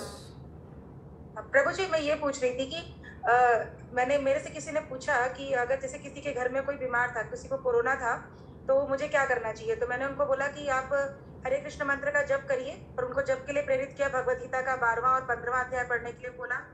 उन्होंने ऐसा किया 15 दिन, और 15 दिन के बाद उनके घर में, मतलब जिनके लिए वो कर रहे थे, उनकी डेथ हो गई, मतलब इसी चीज में। अब वो आकर के ये बोलते हैं कि, मतलब बोल रही है कि अब कुछ नहीं होता है हरे कृष्ण मंत्र का जप करने से, और भगवान के वो भगवत गीता पढ़ने से। जिसके लिए मैं कर रही थी वो तो रहे नहीं अब, तो ये सबसे कोई फायदा ही नहीं है। तो ऐसे लोगों को प्रभु जी कैसे, क्या बोलना चाहिए? तो अभी वो दुख में है तो उनको ज़्यादा नहीं बोलना चाहिए। दुख में लोगों को ज्ञान जल्दी नहीं समझता है, लेकिन जब वो थोड़ा संभल लें तो उनको हमें समझाना चाहिए कि भक्ति जो होती है, भगवान हमारा रक्षा करते हैं। इसका मतलब ये नहीं कि शरीर कभी नहीं मरेगा, शरीर को तो एक दिन ख़त्म होना है। जब शरीर आत्मा के लिए सुटेबल नहीं है तो आत्मा शरीर छोड़ देता है, लेकिन वो भक्ति से आत्मा को फायदा होता है, आत्मा को मुक्ति प्राप्त होता है, आत्मा के पाप कट जाते हैं। और अगर मुक्ति प्राप्त नहीं हुआ तो अगला जन्म अच्छा मनुष्य जन्म मिलता है, जिसमें वो अच्छा सुविधा प्राप्त करता हो और भक्ति करे अपना। तो भगवान अपने भक्तों की रक्षा करते हैं, इसका मतलब ये नहीं कि कभी मृत्यु नहीं होगा। राइट, मृत्यु होगा, लेकिन वो मृत्यु से उनको मुक्ति प्राप्त होगा या अगले जन्म में भक्ति करने का अच्छा सुविधा प्राप्त होगा। तो जैसे बिल्ली के मुंह में चूहा है और बिल्ली के मुंह में बिल्ली का बच्चा है, दोनों स्थिति एक ही है, लेकिन जो बिल्ली का बच्चा है वो खुश है, और बिल्ली का मुंह में जो चूहा है वो हार्ट अटैक हो रहा है उसको। तो उसी तरह जब भक्तों को मृत्यु आती है और अभक्तों को मृत्यु आती है, स्थिति एक ही है, लेकिन एक यमराज के गोद में है और एक कृष्ण के गोद में है। एक 84 लाख योनि में चक्कर मार रहा है और एक वापस वैकुंठ जा रहा है। ठीक है जी प्रभु। Okay, next. हरे कृष्णा प्रभु जी। हरे कृष्णा प्रभु जी, यज्ञ की बात आती है, यज्ञ का जैसे इसमें बताया गया है, तो यज्ञ तो कई बार होता है कि कोई ओकेशन होता है तो भी ये करते हैं घर में, या कभी कभी सामूहिक कोई परिस्थिति आती है उसके लिए सामूहिक यज्ञ करते हैं। तो उन यज्ञों को कैसे लेंगे? आज के समय में वो यज्ञ नहीं करने चाहिए, ऐसे यज्ञ कोई जरूरत नहीं है, संकीर्तन यज्ञ करने चाहिए बस। यज्ञ करने के लिए शुद्ध ब्राह्मण चाहिए, शुद्ध उच्चारण चाहिए और शुद्ध सामग्री, शुद्ध घी चाहिए। किसके पास है आज इतना सब शुद्धता? बहुत कम। इसके लिए यज्ञ संकीर्तन यज्ञ, हरे कृष्ण महामंत्र। लेकिन भगवान तो कहते हैं कि आप, हमें नहीं पता क्या शुद्ध है क्या नहीं है, लेकिन अगर हमारे भाव शुद्ध हैं तो नहीं, भाव शुद्ध है इसका थोड़ी कि कोई अशुद्ध चीज भगवान को अर्पण करेंगे अग्नि में। भाव शुद्ध है तो हमें इतना भी तो ध्यान रखना चाहिए कि जो मैं अग्नि में डाल रहा हूँ वो शुद्ध है क्या नहीं। राइट। और भाव किसको मालूम, कोई तो थोड़े थर्मामीटर है भाव देखने के लिए। आजकल के ब्राह्मणों का भाव सिर्फ पैसा है। दक्षिणा नहीं देंगे तो ब्राह्मण आएंगे नहीं यज्ञ करने के लिए। नहीं, अपने घर में जैसे हम छोटा सा यज्ञ करते हैं भगवान की प्रसन्नता के लिए, कोई नहीं, संकीर्तन यज्ञ करना चाहिए। फिर हमारा उच्चारण भी तो होना चाहिए ना वैसा। सिर्फ ओम बोलने के लिए कितने सारे नियम हैं। सिर्फ ओम बोल दिया तो हो गया, ऐसा तो नहीं है ना, उसके लिए भी बहुत सारे नियम हैं। अगर सब नियम जो योगी के होते हैं, अगर वो सब नियम आप पालन करेंगे तो 24 घंटा बाथरूम में बैठे रहेंगे। इतने नियम हैं, इतना साफ सफाई के नियम है, राइट। तो इसके लिए संकीर्तन यज्ञ बेस्ट। ओके, ये द्वापर युग में ज़्यादा करते थे यज्ञ, फायर सेक्रीफाइस। कलयुग में चैतन्य महाप्रभु खुद आके बोल के गए ना संकीर्तन यज्ञ। क्यों आके बोल के गए? क्योंकि द्वापर युग में वो सब करते थे। ठीक है, नेक्स्ट। हरे कृष्णा प्रभु जी। हरे कृष्ण। तो जी यज्ञ की बात चल रही है, तो इसे द्वारका में मंदिर का हुआ था, भूमि पूजन हुआ था द्वारका में। द्वारकाधीश के मंदिर का भूमि पूजन हुआ था। उस टाइम में यज्ञ हुआ था और बहुत सारे सन्यासी थे, वैष्णव थे, परिश्वर थे। तो मैंने सुना था यज्ञ यदि सही हो तो वर्षा हो जाती है। तो वहाँ इतना यज्ञ, जब सन्यासी थे हमारे स्कूल के सारे वरिष्ठ ब्राह्मण वैष्णव थे, तो 100% क्या लाखों करोड़ों % शुद्धता थी, ये मेरा मानना है, आप लोग भी मानते हैं। वहाँ खूब बारिश हुई थी, इतनी बारिश हुई थी, इतनी बारिश हुई थी, इतनी बारिश हुई थी, इतनी बारिश हुई थी कि मुझे कुछ नहीं लगा बाकी में एक करने से वर्षा होती सही है।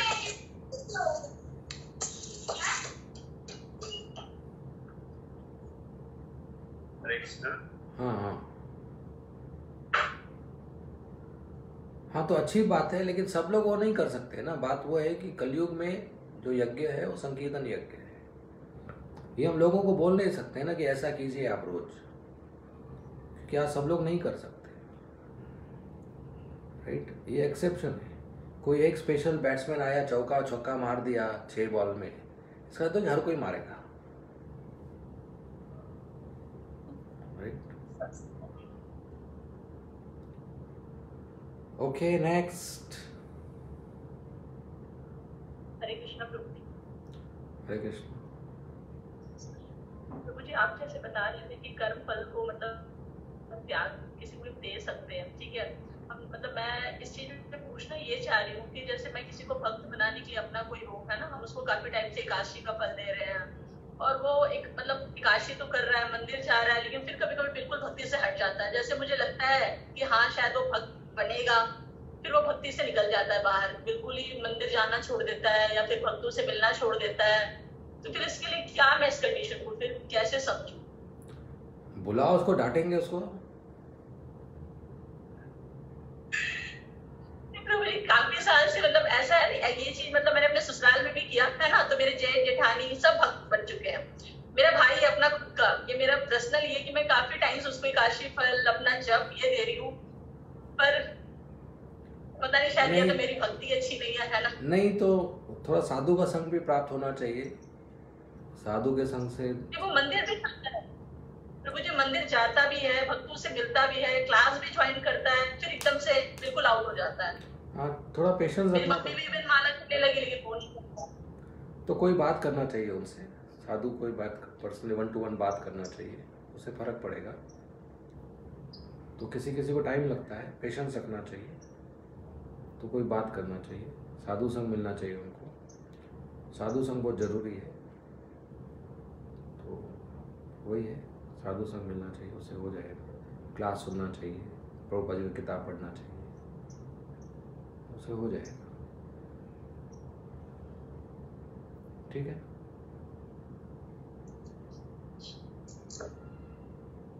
नेक्स्ट।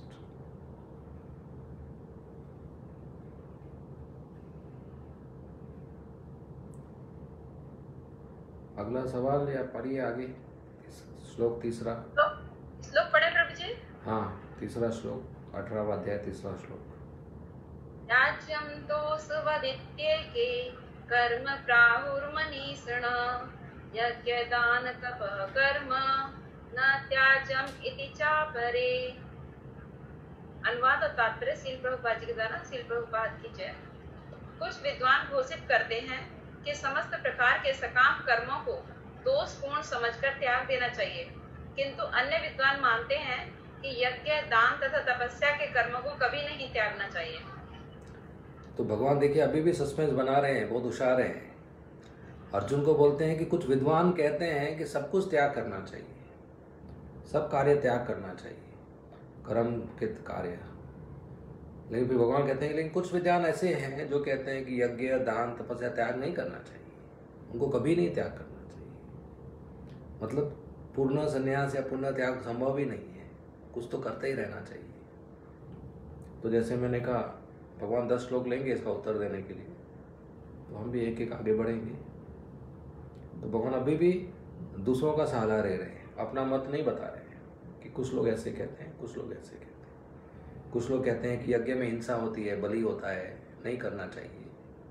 कुछ लोग कहते हैं बलि हो गया तो क्या हो गया, शास्त्रों में लिखा है तो कर सकते हैं। जैसे कुछ लोग कहेंगे कि गोवर्धन परिक्रमा करना चाहिए, कुछ लोग कहते हैं नहीं चलते चलते चींटियां मर जाती है, नहीं करना चाहिए। कुछ लोग हिंसा की बात करते हैं, कुछ लोग अलग अलग प्रकार की बात करते हैं। तो ऐसे हर कार्य में जीवन में 2 मत हो जाते हैं। तो इस कार्य में भी 2 मत हैं विद्वानों में, फॉर एंड अगेंस्ट। तो वही भगवान बात कर रहे हैं कि है। इसलिए एक प्रश्न अर्जुन ने पूछा है, क्योंकि उसको अर्जुन को मालूम है इसमें कंट्रोवर्सी है, फॉर एंड अगेंस्ट है इसमें। तो जब कोई फॉर एंड अगेंस्ट का प्रश्न होता है और कोई सामने महान व्यक्ति मिल गया तो हम पूछ ही लेंगे ना भाई, इससे इसका ओपिनियन जो पता करें। तो भगवान सामने मिल गए, युद्ध होने वाला है, फिर भी पूछ लिया अर्जुन ने कि संन्यास के बारे में बताइए, त्याग के बारे में बताइए, क्योंकि फॉर एंड अगेंस्ट बहुत सुना है हमने। ठीक है, नेक्स्ट। तात्पर्य पढ़े प्रभु जी? हाँ, किसी को प्रश्न नहीं है तो पढ़िए। वैदिक साहित्य में ऐसे अनेक कर्म हैं जिनके विषय में मतभेद है। उदाहरणार्थ यह कहा जाता है कि यज्ञ में पशु मारा जा सकता है, फिर भी कुछ का मत है कि पशु हत्या पूर्णतः निषिद्ध है। यद्यपि वैदिक साहित्य में पशु वध की संस्कृति हुई है, लेकिन पशु को मारा गया नहीं माना जाता। यह बलि पशु को नवीन जीवन प्रदान करने के लिए होती है। कभी कभी यज्ञ में मारे गए पशु को नवीन पशु जीवन प्राप्त होता है, तो कभी वह पशु तत्क्षण मनुष्य योनि को प्राप्त हो जाता है। लेकिन इस संबंध में मनीषियों में मतभेद है। कुछ का कहना है कि पशु हत्या नहीं की जानी चाहिए और कुछ कहते हैं कि विशेष यज्ञ बलि के लिए यह शुभ है। अब यज्ञ कर्म विषयक विभिन्न मतों का स्पष्टीकरण भगवान स्वयं कर रहे हैं। हाँ, तो वही बात इधर भी लिखा है कि कुछ विद्वान कहते हैं कि हिंसा है इसलिए यज्ञ नहीं करना चाहिए, कुछ कहते हैं कि नहीं कर सकते हैं क्योंकि शास्त्र में लिखा है। और शास्त्र में जब पशु का हत्या होता है तो वो हत्या नहीं होता है, क्योंकि उसको तुरंत एक मनुष्य जीवन मिलता है या नया जीवन मिलता है और उसका प्रगति होता है, प्रमोशन होता है उसका। तो जितने विद्वान हैं, जितने मुनि हैं, अलग अलग विचार रखते हैं, अलग अलग ज्ञान देते हैं, अलग अलग उपदेश देते हैं, तो ये कन्फ्यूजन रहता है। तो अभी भगवान खुद इस कन्फ्यूजन का निवारण करने के लिए तैयार हो रहे हैं। नेक्स्ट। हरे कृष्णा प्रभु जी। हरे कृष्ण प्रभु जी। भगवान ने दोनों कैटेगरी के लोगों को विद्वान बोला है, मनीषिना बोला है। हाँ। भगवान ने ऐसा नहीं कहा कि तथाकथित मनीषिना या सो कॉल्ड विद्वान नहीं बोला है। तो दोनों को ही भगवान विद्वान कह रहे हैं, यानी कि दोनों को भगवान कह रहे हैं कि दोनों ही श्रेष्ठ हैं, लेकिन दोनों का ओपिनियन डिफरेंट है। हाँ। तो कोई ऐसा बात कैसे? कोई बात नहीं, दो अलग अथॉरिटी अलग बात करते हैं, लेकिन दोनों अथॉरिटी अपने अपने सब्जेक्ट में, उसमें कोई बड़ी बात नहीं, ऐसा होता है। लेकिन सही तो एक ही हो सकती है। नहीं, यही तो हमारा पूरा जो सोचने का तरीका है ना, वो ये है कि if A is right then minus A is wrong, if A is true then minus A is false। लेकिन हो सकता है A and minus से कॉन्ट्रडिक्शन है, फिर भी दोनों सही है। यही तो पूरा भागवत है, राइट। तो एक पहलू से देखा जाए तो एक चीज सही है, उसी पहलू से वही चीज दूसरी चीज सही है। अलग अलग पहलू से अलग अलग चीज सही गलत लगती है, लेकिन ऊपर से हम देखे जाए तो सत्व अलग मिलता है। समझ रहे धीरज? जैसे हिंसा, हिंसा इन जनरल एक विद्वान बोलेगा बिल्कुल अच्छी बात नहीं है। हनुमान बोलेगा हिंसा तो बहुत अच्छी बात है, मैं रावण की लंका को जला के आया, राम जी खुश हो गए। तो हिंसा सही है क्या गलत है? वो पहलू के ऊपर डिपेंड है। असुर का नाश करने के लिए हिंसा अच्छी बात है। शांति का नाश कर रहे हैं, उस व्यक्ति का नाश करना हिंसा नहीं, शांति ही है, क्योंकि शांति को बचा रहे हम। और एक व्यक्ति दूसरे व्यक्ति पे हिंसा कर रहा है और मैं शांत बैठा हूं, वो शांति शांति नहीं, हिंसा है, क्योंकि मैं हिंसा को बढ़ावा दे रहा हूं। राइट? तो एक जनरल बात बताना बिना पहलू के, बिना कॉन्टेक्स्ट के, वो विद्वता नहीं है। इसलिए ये सब कंट्रोवर्सी होते हैं। इसलिए गहन अध्ययन और गहन विचारधारा की जरूरत है। ठीक है Dheeraj? Yes Prabhu, thank you. तो life is not black and white, and truth is much different than what we can think of.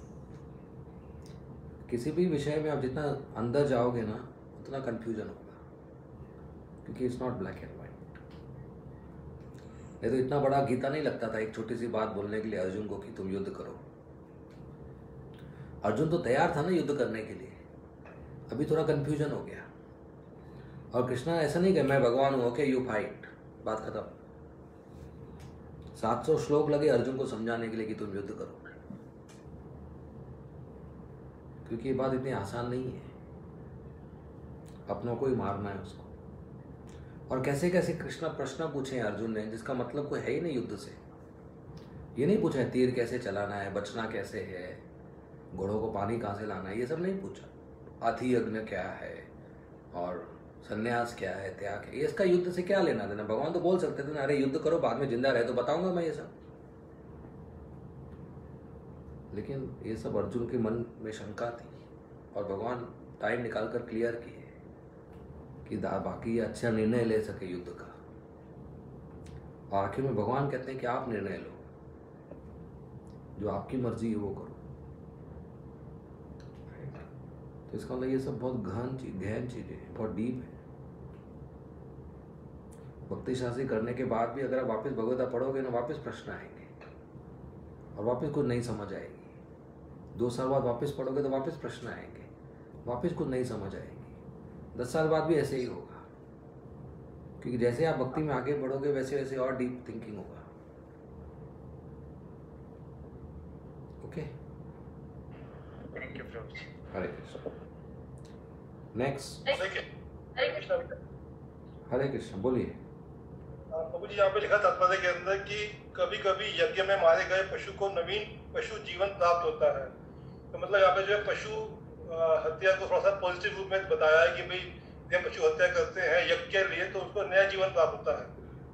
लेकिन जो पिछला अध्याय था जिसके अंदर अहिंसा के बारे में प्रभुपाद जी ने बोला था कि अहिंसा का अर्थ है किसी जीव के प्रगतिशील जीवन को ना रोकना। यहाँ पे जो है पशु हत्या को बिल्कुल ही उन्होंने हिंसा का वर्ड दिया था कि आप पशु हत्या कर रहे हैं तो उसकी आप प्रगति को रोक रहे हो, उसकी प्रगति को।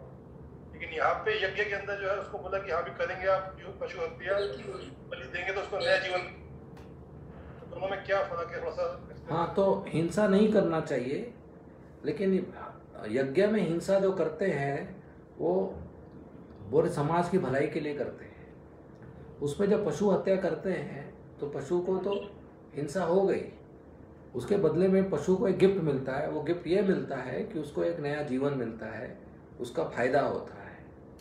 तो अगर वो उस योनि में और 10 साल है और उसके बाद 2-3 हज़ार साल बाद मनुष्य बनने वाला है, या 2-3 हज़ार साल बाद कोई अच्छा योनि मिलने वाला है, उसको तुरंत मिल जाता है। वो 2-3 हज़ार साल का तकलीफ बच गया उसका, तो पशु को भी फायदा हो गया। अभी तो मर गया पशु, सही बात है, लेकिन उसको फायदा हो गया, बहुत सालों का दुख बच गया उसका, बहुत सालों का जन्म मृत्यु का चक्कर बच गया उसका, मनुष्य जीवन प्राप्त होता है ऐसा कुछ। तो पशु की बलि देते यज्ञ में और यज्ञ सफल होता है तो पशु का फायदा होता है और यज्ञ से समाज का फायदा होता है, ऐसा है। ठीक है, मुझे जो यज्ञ किया उसका उद्देश्य तो कुछ और था कि मतलब रक्षा प्राप्त करनी है या कुछ और प्राप्त करना है। पशु को अगला जीवन मनुष्य योनि मिले वो उद्देश्य नहीं था उनका यज्ञ करने का। हाँ, उसको फायदा क्यों मिलेगा उसको पशु को? नहीं, पशु की बलि चढ़ाई ना यज्ञ में, तो पशु का भी नुकसान नहीं होना चाहिए।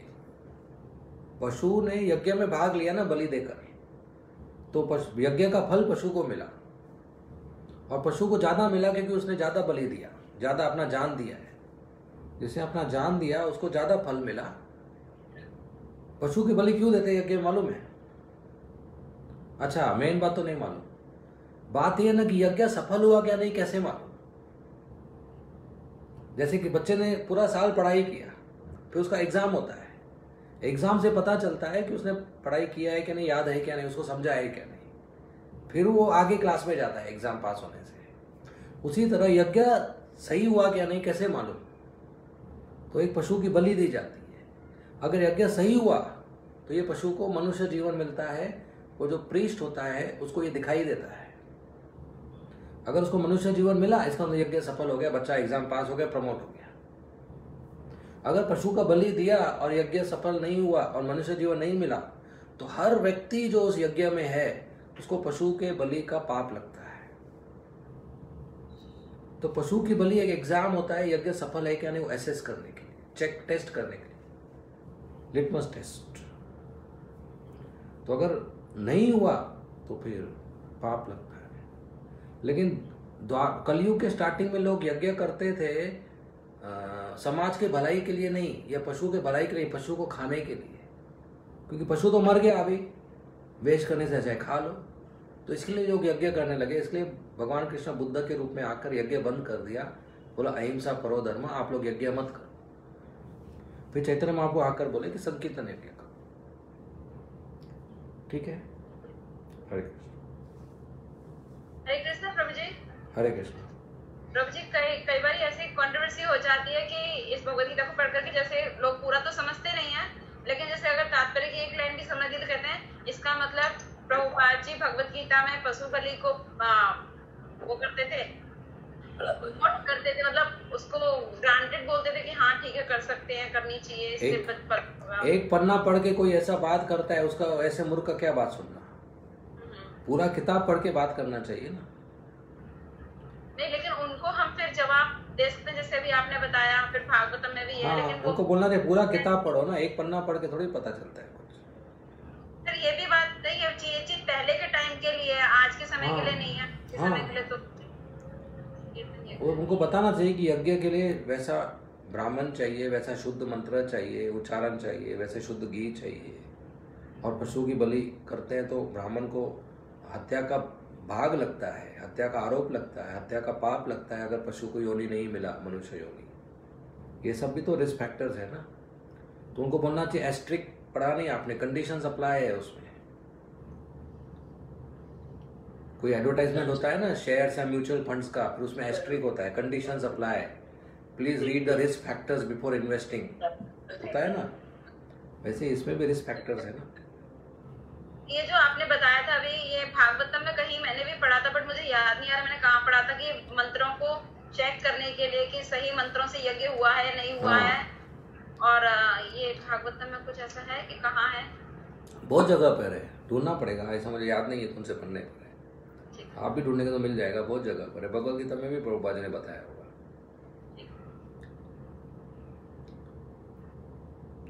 Okay, next. कृष्ण प्रभु जी। हरे कृष्ण। तो जैसे आपने अभी बताया है कि पशु, जिस पशु का वध होता है और उसको यदि रोगेश मिलते, मतलब मनुष्य जीवन या उसको कुछ जीवन मिलता है, तो यज्ञ सफल हो गया, तो उसे पशु वध करने वाले को कोई पाप नहीं लगेगा। पर यदि उसकी उन्नति नहीं हुई तो जितने भी पद में यज्ञ में शामिल थे सबको पाप लगेगा। लेकिन जितने यज्ञ करता होते हैं आजकल, या मैं काफी साल से मैं भी देख रहा हूँ, खूब वध करते हैं, खूब मस्त रहते हैं, खूब पैसे कमाते हैं, खूब आगे बढ़ते हैं। उसका क्या रीजन है? उसको दुख कहा, उसको तो सुखी हुआ। This is practical question. देखिए, कोई चोर है, चोरी किया, लेकिन खुश है, क्यों? क्योंकि अभी तक पकड़ा नहीं गया। तो किसी ने पशु हत्या किया, यज्ञ असफल हो गया, तो अभी तक पकड़ा नहीं गया, पकड़ा जाएगा। जब यमराज पकड़ेगा उसको तो हालत खराब हो जाएगा।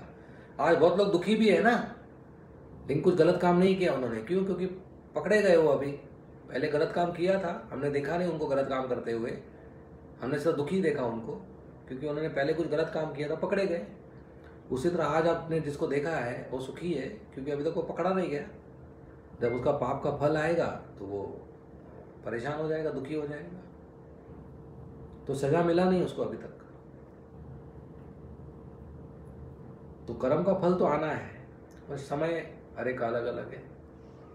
तो जब पकड़ा जाएगा तो रोएगा। ठीक है,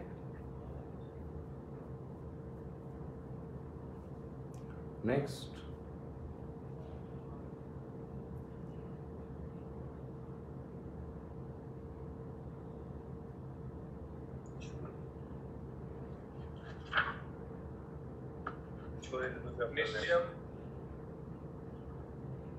निश्चयं शृणु मे तत् त्यागे भरत सतम तम त्यागम ही पुरुष व्यागम त्रिविधम संपन्न कीर्ततम। हे भारतवर्ष, अब त्याग के विषय में मेरा निर्णय सुनो। हे नर शार्दूल, शास्त्रों में त्याग की 3 तरह का बताया गया है। तात्पर्य, यद्यपि त्याग के विषय में विभिन्न प्रकार के मत हैं, लेकिन परम पुरुष श्री कृष्ण अपना निर्णय दे रहे हैं, जिसे अंतिम माना जाना चाहिए। निसंदेह सारे वेद भगवान द्वारा प्रदत्त विभिन्न विधान नियम है। यहाँ पर भगवान साक्षात उपस्थित है, अतएव उनके वचनों को अंतिम मान लेना चाहिए। भगवान कहते हैं कि भौतिक प्रकृति के 3 गुणों में से जिस गुण में त्याग किया जाता है, उसी के अनुसार त्याग का प्रकार समझना चाहिए। हाँ, तो भगवान अभी कह रहे हैं कि हालांकि अलग अलग निर्णय, अलग अलग मत है त्याग के बारे में जो ऊपर उन्होंने बताया है, लेकिन अभी वो अपना जजमेंट बता रहे हैं, अपना कंक्लूजन बता रहे हैं, अपना निर्णय बता रहे हैं त्याग के बारे में। और भगवान कहते हैं कि ये त्याग भी 3 गुणों के अनुसार समझना चाहिए, सतोगुण, रजोगुण, तमोगुण। मतलब त्याग भी 3 प्रकार का है। तो भगवान खुद पर्सनली प्रेजेंट है, सामने खड़े हैं, उन्होंने वेद लिखे हैं, उसी वेद से ऋषि मुनि और विद्वान लोग मत बता रहे हैं अपना। तो अभी कुछ कंट्रोवर्सी है, कुछ डिफरेंस ऑफ ओपिनियन है, तो भगवान सामने क्लियर कर देंगे, फाइनल कर देंगे। तो ही भगवान आगे फाइनल करने वाले हैं कि त्याग 3 प्रकार का होता है। ठीक है,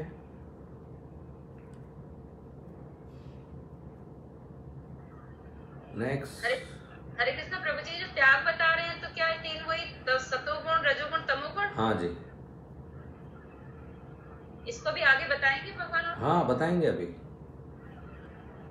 अभी सस्पेंस खोला नहीं है। हरे कृष्ण प्रभु जी। हरे कृष्ण। ये जो अनुवाद में लिखा है हे नरशादु, इसका क्या मतलब हुआ? अर्जुन को उन्होंने संबोधित किया है, हे भरतश्रेष्ठ, अब त्याग के विषय मेरे निर्णय सुनो। हे नरशादु, शास्त्रों में त्याग 3 तरह का बताया। नरशादु का क्या मीनिंग हुआ? किसका अनुवाद में प्रभु जी, अनुवाद में लिखा हुआ है भगवान नर शार्दुल। नर शार्दुल मतलब नरों में शेर, नरों में शेर।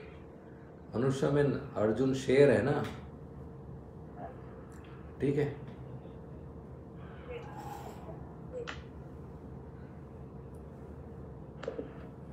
कृष्णा बाबू जी। हरे कृष्ण। ये श्लोक पढ़ सकते हैं? हाँ, तो मुझे क्वेश्चन था इसके अंदर। हाँ, पहले प्रश्न लेंगे। वो यहाँ पे लिखा हुआ है कि जितने भी वेद हैं वो भगवान द्वारा प्रदत्त किए गए हैं, यानी कि भगवान के जो एक्सपेंशंस हैं उन्होंने सारे वेद लिखे हैं। लेकिन आगे लिखना है कि यहाँ पर भगवान साक्षात उपस्थित है, इसलिए गीता को ही मतलब जो है परम मानना चाहिए। लेकिन जब भगवान के ही एक्सपेंशंस ने वेद लिखे हैं तो उनको क्यों मतलब सेकेंडरी रखा गया, भगवद गीता को प्राइम में रखा गया? नहीं, भगवान ने वेद लिखे हैं और वेद में बहुत सारा ज्ञान है, और कुछ ज्ञान टाइम प्लेस सर्कमस्टेंसेस के अनुसार होता है, कॉन्टेक्स्ट के अनुसार होता है। और जैसे समय बदलता है, जैसे स्थान बदलता है, जैसे हमारे आजू बाजू का चीज़ें बदलती है, वैसे उसका इंटरप्रिटेशन भी बदलता है या एप्लीकेशन भी बदलता है। तो डिफरेंस ऑफ ओपिनियन हो जाता है, मतभेद हो जाता है। तो अभी जब भगवान खुद साक्षात खड़े हैं उधर, जिन्होंने वेद लिखे हैं, तो अभी वो जो कहेंगे वो फाइनल हो गया, वो फाइनल हो जाएगा। कंफ्यूजन है तो ऑथर से पूछेंगे, तो जो कहेगा फाइनल हो जाएगा। ठीक है, जो वेद लिखे हैं वो भी भगवान के एक्सपेंशन है ना, भगवान हाँ। ने विस्तार की, उन्होंने वेद लिखे सारे। हाँ, उनकी एक्सपेंशन में भगवान ने कोई भेद नहीं, फर्क नहीं है, गलत नहीं है वेद में, लेकिन कंफ्यूजन है। लिखने के बाद भी कंफ्यूजन है। अभी किसी जज ने, सुप्रीम कोर्ट के जज ने कोई ऑर्डर पास किया, कुछ लोगों ने पढ़ा उसको और वकीलों में कंफ्यूजन हो गया, तो वापस सुप्रीम कोर्ट जाएंगे। हो सकता है कोई दूसरा जज बैठा हो या वही बैठा हो, अभी वो जो बात जाएगा वो फाइनल मान लेंगे ना, क्योंकि कंफ्यूजन हो गया। कंफ्यूजन किताब में नहीं है, कंफ्यूजन समझने वाले में है। तो समझने वाले में कंफ्यूजन है, इसलिए वो वापस पूछ रहा है, राइट। नेक्स्ट,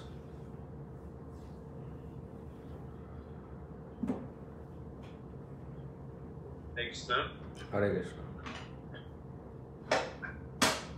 प्रभु जी,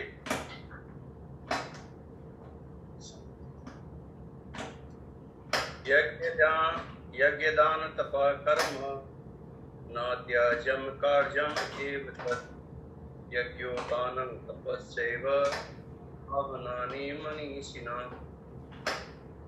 अनुवाद श्री प्रभात के द्वारा श्री प्रभात कीजिए। यज्ञ, दान तथा तपस्या के कार्यों का कभी परित्याग नहीं करना चाहिए, उन्हें अवश्य समझना चाहिए, उन्हें अवश्य समझना चाहिए। निसंदेह यज्ञ, दान तथा तपस्या महात्माओं को भी शुद्ध बनाते हैं। हाँ, तो अभी पहला चीज भगवान बताते हैं कि यज्ञ, दान और तप, इसको कभी त्याग नहीं करना चाहिए। मतलब यज्ञ करना चाहिए, दान करना चाहिए और तपस्या करना चाहिए। कोई सोचेगा ये तो बहुत महान साधु है, सब कुछ छोड़ दिया इसने, संन्यास ले लिया इसने। भगवान कहते हैं उसको भी शुद्ध करेगा यज्ञ, दान और तपस्या। तो किसी भी आश्रम में हो, किसी भी स्थिति में हो, वर्ण में हो, यज्ञ, दान और तपस्या छोड़ना नहीं चाहिए। अपने स्थिति के हिसाब से ये तीन करना चाहिए। कलयुग में यज्ञ कौन सा करते हैं, दान कैसा करते हैं, तपस्या कैसे करते हैं, वो हम चर्चा करेंगे।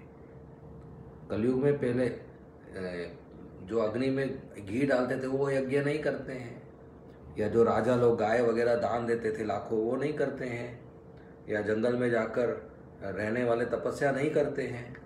इसका लेने कि नहीं करना है। कलयुग में भी यज्ञ है, संकीर्तन यज्ञ है, कलयुग में भी दान है, साधु को भोजन खिलाना, मंदिर में दान देना, गाय को खिलाना। और कलयुग में भी तपस्या है, एकादशी का व्रत करना, 4 नियम पालन करना, सुबह उठकर मंगल आरती करना, बैठकर 16 माला करना। तो ये हर व्यक्ति को शुद्ध करता है, कितना भी महान भक्त हो, तो गुरु हो, सन्यासी हो, टेम्पल प्रेसिडेंट हो, प्रचारक हो, पुजारी हो, नया भक्त हो, गृहस्थ हो, ब्रह्मचारी हो, सबको शुद्ध करता है। इसके लिए ये तीनों हमेशा करते रहना चाहिए। यज्ञ करते रहना चाहिए, दान देते रहना चाहिए और तपस्या करना चाहिए। ठीक है, किसी को कोई प्रश्न है? हरे कृष्ण प्रभु जी। हाँ प्रभु जी, अब जैसे अर्जुन को आंसर दे रहे हैं कृष्ण भगवान त्याग और संन्यास के बारे में, तो एक जगह जैसे बुद्धिमान लोग कहते हैं कि भौतिक इच्छा पर आधारित कर्मों का त्याग करने वालों को संन्यास कहते हैं, और जो भौतिक कार्यों के फल का त्याग करते हैं उसके अनुसार वो त्याग है। हाँ। लेकिन अब भगवान कह रहे हैं कि त्याग करना चाहिए, लेकिन इन तीन कर्मों का त्याग नहीं करना चाहिए। तो जो बुद्धिमान कह रहे हैं वो भी उसको ही भगवान का मत समझ सकते हैं क्या? नहीं, अभी भगवान और बताने वाले हैं। आप 10वें श्लोक तक रुकना पड़ेगा। ठीक है प्रभु जी। हाँ, नेक्स्ट। अच्छा, मैं एक प्रश्न पूछना चाहता हूँ इस श्लोक पे, पूछूं? हम जो भक्ति शास्त्र में होमवर्क करते हैं वो किस में आएगा? यज्ञ में आएगा, दान में आएगा या तपस्या में आएगा? तपस्या। तपस्या में आएगा। तपस्या में आएगा। तो भगवान कहते हैं उसको करना चाहिए। तो अगर आप नहीं कर रहे हैं तो भगवान कह रहे हैं आपको करिए। तपस्या छोड़ना नहीं चाहिए, करना चाहिए। ठीक है। हरे कृष्ण प्रभु जी, यही कारण है कि कई हमारे भक्त लिसनर भी हैं लेकिन फिर भी वो होमवर्क कर रहे हैं। सबमिट भले ही ना करें लेकिन फिर भी होमवर्क कर रहे हैं। अच्छा, तपस्या कर रहे हैं। हाँ जी, करना चाहिए। भगवान खुद इस श्लोक में कह रहे हैं होमवर्क करना चाहिए, तपस्या करना चाहिए। नेक्स्ट, तात्पर्य पढ़ना। हाँ, अगर प्रश्न नहीं पढ़िए। योगी को चाहिए कि मानव समाज की उन्नति के लिए कर्म करे। मनुष्य को आध्यात्मिक जीवन तक ऊपर उठाने के लिए अनेक संस्कार। उदाहरणार्थ विवाह उत्सव एक यज्ञ माना जाता है। ये विवाह यज्ञ कहलाता है। क्या ये एक सन्यासी जिसने अपना पारिवारिक संबंध त्याग कर सन्यास ग्रहण कर लिया है विवाह उत्सव को प्रोत्साहन दे? भगवान कहते हैं कि कोई भी यज्ञ जो मानव कल्याण के विवाह उत्सव को प्रोत्साहन दे, भगवान कहते हैं कोई भी यज्ञ जो मानव कल्याण के लिए हो उसका कभी भी परित्याग न करें। विवाह यज्ञ मानव मन को संयमित करने के लिए है, जिससे आध्यात्मिक प्रगति के लिए वह शांत बन सके। सन्यासी को भी चाहिए कि इस विवाह यज्ञ की संस्तुति अधिकांश मनुष्यों के लिए करें। सन्यासियों को चाहिए कि स्त्रियों का संग न करें, लेकिन इसका अर्थ यह नहीं है कि जो व्यक्ति अभी जीवन की निम्न अवस्थाओं में है, अर्थात जो तरुण है, वह विवाह यज्ञ में पत्नी न स्वीकार करें। सारे यज्ञ परमेश्वर की प्राप्ति के लिए हैं, अतः निम्नतर अवस्थाओं में यज्ञों का परित्याग नहीं करना चाहिए। इसी प्रकार दान हृदय की शुद्धि संस्कार के लिए है। यदि दान सुपात्र को दिया जाता है तो इससे आध्यात्मिक जीवन में प्रगति होती है, जैसा कि पहले वर्णन किया जा चुका है। हाँ, तो प्रभुपाद जी जब अमेरिका में प्रचार कर रहे थे तो उधर उन्होंने देखा कि जवान लड़के लड़की बिना विवाह के एक साथ रहते थे। तो प्रभुपाद जी ने कहा ये तो भक्ति में ठीक नहीं है, आप लोग एक साथ नहीं रह सकते। लेकिन उन दोनों ने कहा कि हम तो एक दूसरे को पसंद करते हैं, हम अलग नहीं रह सकते। प्रभुपाद जी ने आपको विवाह करना होगा। लेकिन उधर और कोई ब्राह्मण तो था नहीं विवाह करवाने के लिए, तो प्रभुपाद जी खुद यज्ञ करते थे, खुद विवाह करवाते थे। तो प्रभुपाद जी सन्यासी हैं और भारत में कोई सन्यासी बैठकर ऐसा विवाह नहीं करवाता है। तो प्रभुपाद जी ने ये श्लोक कोट किया। ये श्लोक में भगवान बताते हैं कि जो विवाह यज्ञ है, ऐसा कोई यज्ञ है, तपस्या है, दान है, वो एक सन्यासी को भी बंद नहीं करना चाहिए। तो इस श्लोक के अनुसार मैं अपने पाश्चात्य देश में जवान लड़के लड़की जो ब्रह्मचारी नहीं रह सकते और लड़कियां तो विवाह करना चाहिए, उनको मैं गृहस्थ बना रहा हूँ, विवाह करवा रहा हूँ। तो इसमें कुछ गलत बात नहीं है। भारत के कुछ मायावादी सन्यासी मेरी निंदा करेंगे, वो सोचेंगे एक सन्यासी विवाह क्यों करवा रहा है। लेकिन पाश्चात्य देश में लड़के लड़कियों का मिलना जुलना आम है, साथ में रहना आम है। इसको मैं सडनली आकर बंद नहीं कर सकता। तो इसका एक ही सलूशन है, हल है कि मैं इनका विवाह करा के इनको गृहस्थ बनाऊं, ताकि ये विवाह के दायरे में रहकर अपना जीवन जिए और भक्ति करें और प्रचार भी करें। और बहुत सारे गृहस्थों ने, प्रभुपाद जी के गृहस्थों ने बहुत प्रचार किया है। जहाँ पर सन्यासी फेल हो गए वहाँ पर गृहस्थ सफल हो गए। और आज भी हम देखते हैं इतने सारे कांग्रेगेशन भक्त हैं, इस्कॉन के गृहस्थ हैं जो प्रचार करते हैं, भक्ति भिक्षा चलाते हैं, या मंदिर में सेवा करते हैं, या बाकी भी प्रचार करते हैं, या आप में से बहुत सारे गृहस्थ लोग प्रचार कर रहे हो। तो एक सन्यासी या एक साधु को बंद नहीं करना चाहिए। तो प्रभुपाद जी उदाहरण दे रहे हैं खुद का, और इन जनरल बता रहे हैं कि जो हृदय को शुद्ध करने वाले कार्य हैं भक्ति में, उसको बंद नहीं करना चाहिए सन्यास के नाम पर। जैसे एक सन्यासी को भी सुबह उठकर नहा धोकर मंगल आरती आना चाहिए, भक्तों के साथ बैठकर जप करना चाहिए, नरसिंह आरती तुलसी आरती में भाग लेना चाहिए, गुरु पूजा में भाग लेना चाहिए, दंडवत प्रणाम करना चाहिए, क्लास देना चाहिए, सुनना चाहिए, गीता पढ़ना चाहिए, भागवत पढ़ना चाहिए, सेवा करना चाहिए, प्रचार करना चाहिए। कितना भी महान साधु हो जाए, कितना भी बड़ा गुरु हो जाए, कितना भी बड़ा सन्यासी हो जाए, कितना भी बड़ा आचार्य हो जाए, उसको भी ये सब करना चाहिए। उसको जो धनराशि मिलता है वो भगवान को देना चाहिए, तपस्या करना चाहिए, 16 माला रोज जप करना चाहिए, कीर्तन करना चाहिए। तो इससे वो भक्ति में हम आगे बढ़ते हैं। तो ये तीनों छोड़ना नहीं चाहिए। रोज़ अपना 16 माला करना चाहिए, रोज़ सुबह उठकर तपस्या करना चाहिए, और यथाशक्ति जो हम कमाते हैं उसका एक भाग भगवान की सेवा में देना चाहिए, भगवान की, साधु की, गाय की सेवा में देना चाहिए। ओके,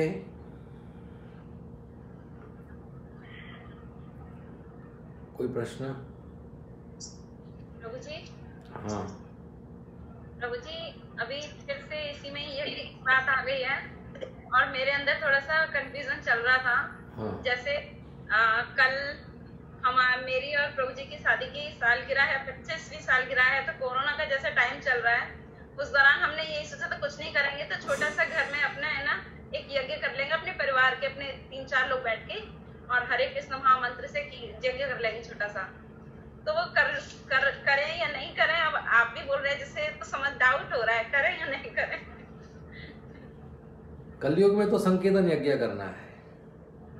वो संकीर्तन यज्ञ तो करेंगे प्रभु जी, कीर्तन तो करेंगे ही, साथ में सोच रहे थे थोड़ा सा छोटा सा यज्ञ भी कर लेते, जैसे तो महामंत्र 8 बार महामंत्र करके और यज्ञ। तो वो ऑप्शनल है, वो ऑप्शनल है। ऐसा तो नहीं है कि नहीं करना चाहिए, ऐसा भी है, लेकिन वो ऑप्शनल है। अभी आपने विचार किया है करेंगे तो ठीक है, कोई बात नहीं, लेकिन मैंने हरि नाम कीजिए, उसके साथ आप कुछ भी ऐड कीजिए, वो अलग बात है। हरि नाम के साथ भी? हाँ, मेन हरि नाम है, बाद में आप कुछ भी ऐड कीजिए, वो अलग बात है। मेन भगवान हरि नाम लेते हैं, हरि नाम से हरि नाम के साथ ही, क्योंकि अभी कोई और नहीं, ऐसे कोई गैदरिंग नहीं है, कुछ नहीं है, तो अपना सोच रहे थे कि भगवान की प्रसन्नता के लिए यज्ञ कर लेंगे छोटा सा, और संकीर्तन यज्ञ करेंगे। तो देखिए, भगवान खुद आए नीचे चैतन्य महाप्रभु के रूप में, और बता के गए मेरी प्रसन्नता के लिए जप करो और नाचो, कीर्तन करो और नाचो, और खुद करके गए। एक बार भी चैतन्य महाप्रभु यज्ञ नहीं किए। तो जब वो खुद आके करके गए, इसलिए मैं बोल रहा हूँ, राइट।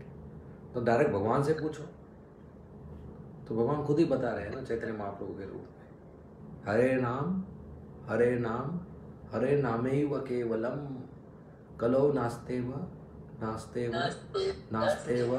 गतिरन्यथा।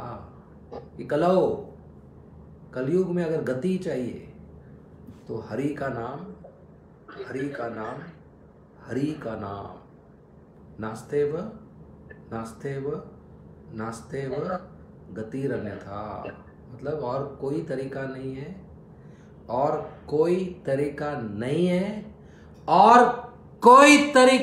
है, बस एक तरीका है, हरि का नाम।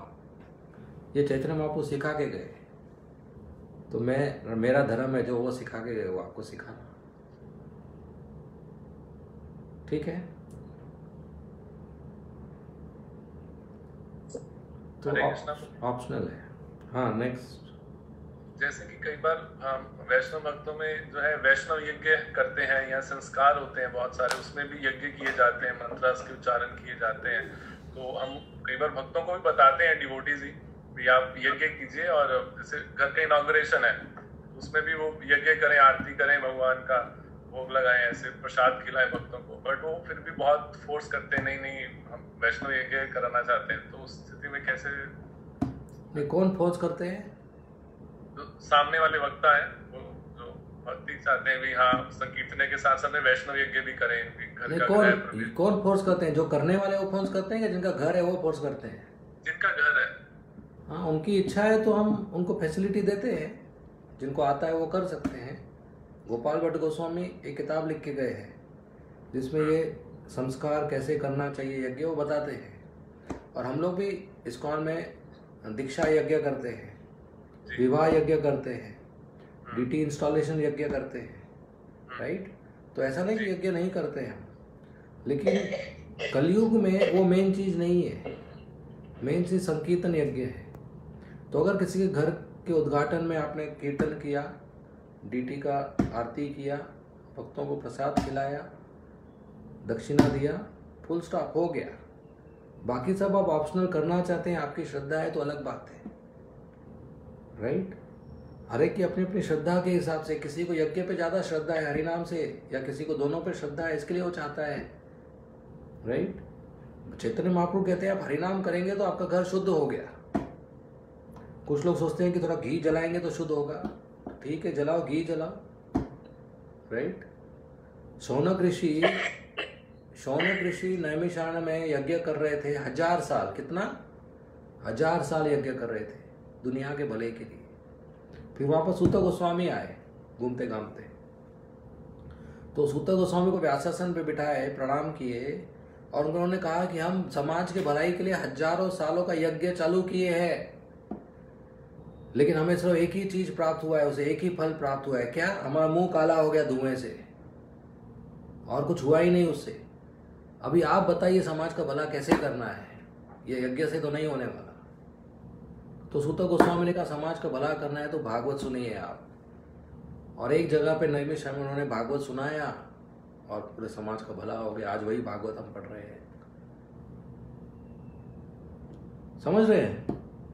तो प्रोसेस ये है, और जिनको इच्छा है उनके लिए फैसिलिटी अवेलेबल है, लेकिन वो ऑप्शनल है, it's not part of the process.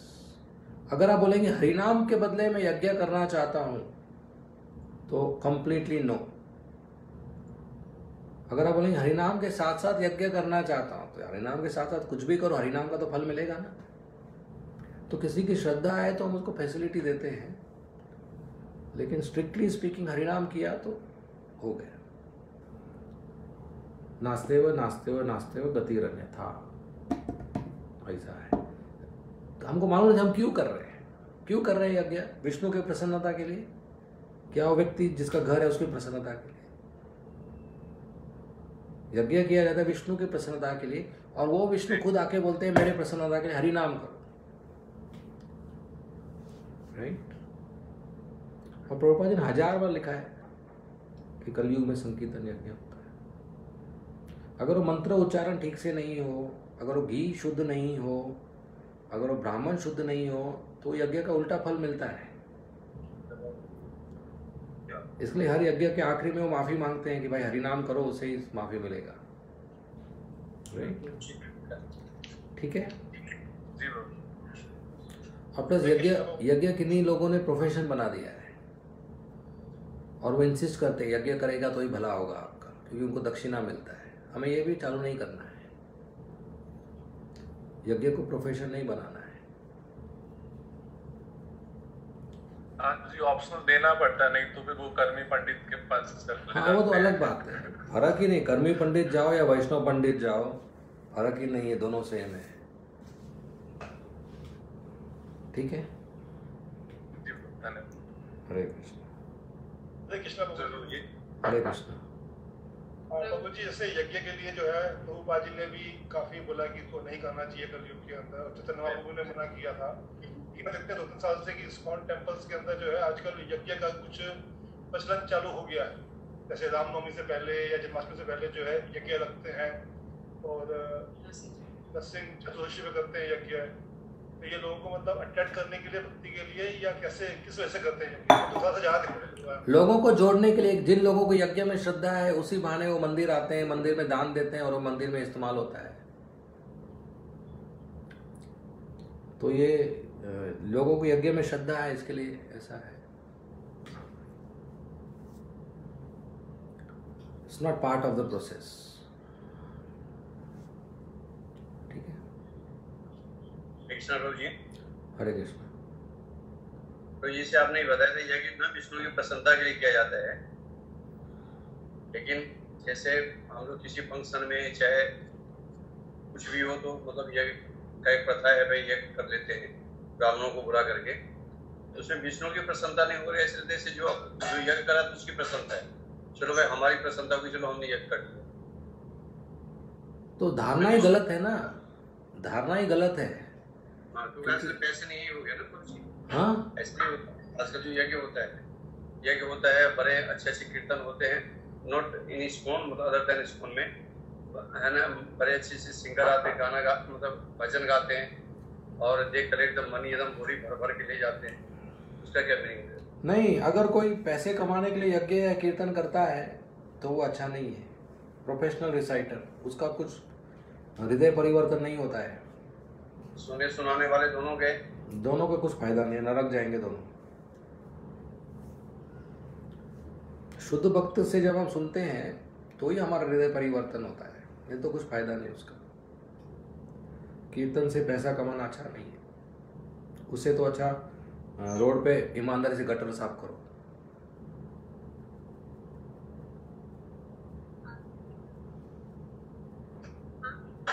ठीक है, जागरण किया ये भी क्या है? हाँ, जागरण, क्या जागरण? देवी जागरण किए जाते हैं। देवी रात भर की देवी जागरण, हाँ, क्या हो गया उसका?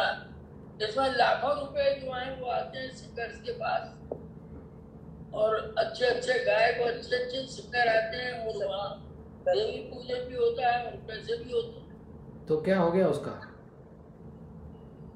मैं इसलिए कह रहा हूँ कि देवी जागरण जो है वो उनका जो रूप है वो तो वैष्णव में आता ही नहीं है ना, देवी का तो पूजा ही नहीं आता है ना वैष्णव में। तो जो पैसा कमाते हैं देवी जागरण के नाम पर या गाने गाने के नाम, वो अच्छा नहीं है। भगवान देवताओं भक्ति के नाम पर, ऐसे तो देवताओं का जो पूजा है उसको भक्ति नहीं कहते हैं, लेकिन धर्म के कार्य में पैसा कमाना बिजनेस हो गया, व्यापार हो गया, श्रद्धा का व्यापार हो गया। और आप तो मत कीजिए, सेहत खराब हो जाएगा ये उम्र में।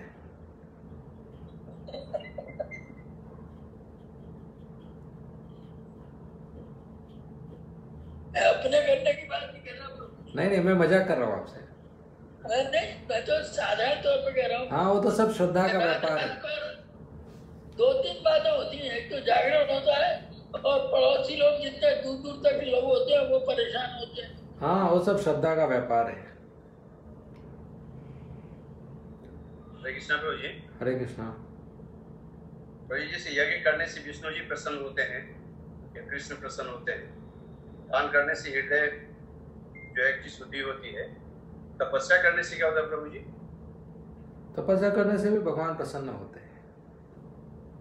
ब्रह्मा जी ने पूरी दुनिया बनाई है तपस्या से, और भगवान ने ब्रह्मा जी को कहा था तपस्या करने के लिए, क्योंकि जब हम शारीरिक कष्ट लेते हैं भगवान की प्रसन्नता के लिए तो भगवान प्रसन्न होते हैं।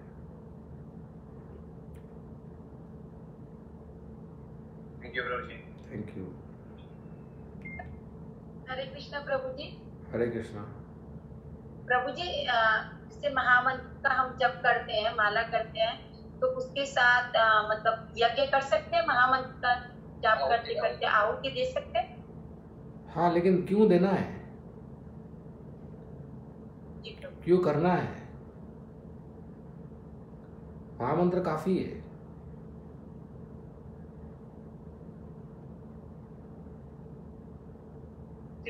हरे कृष्ण।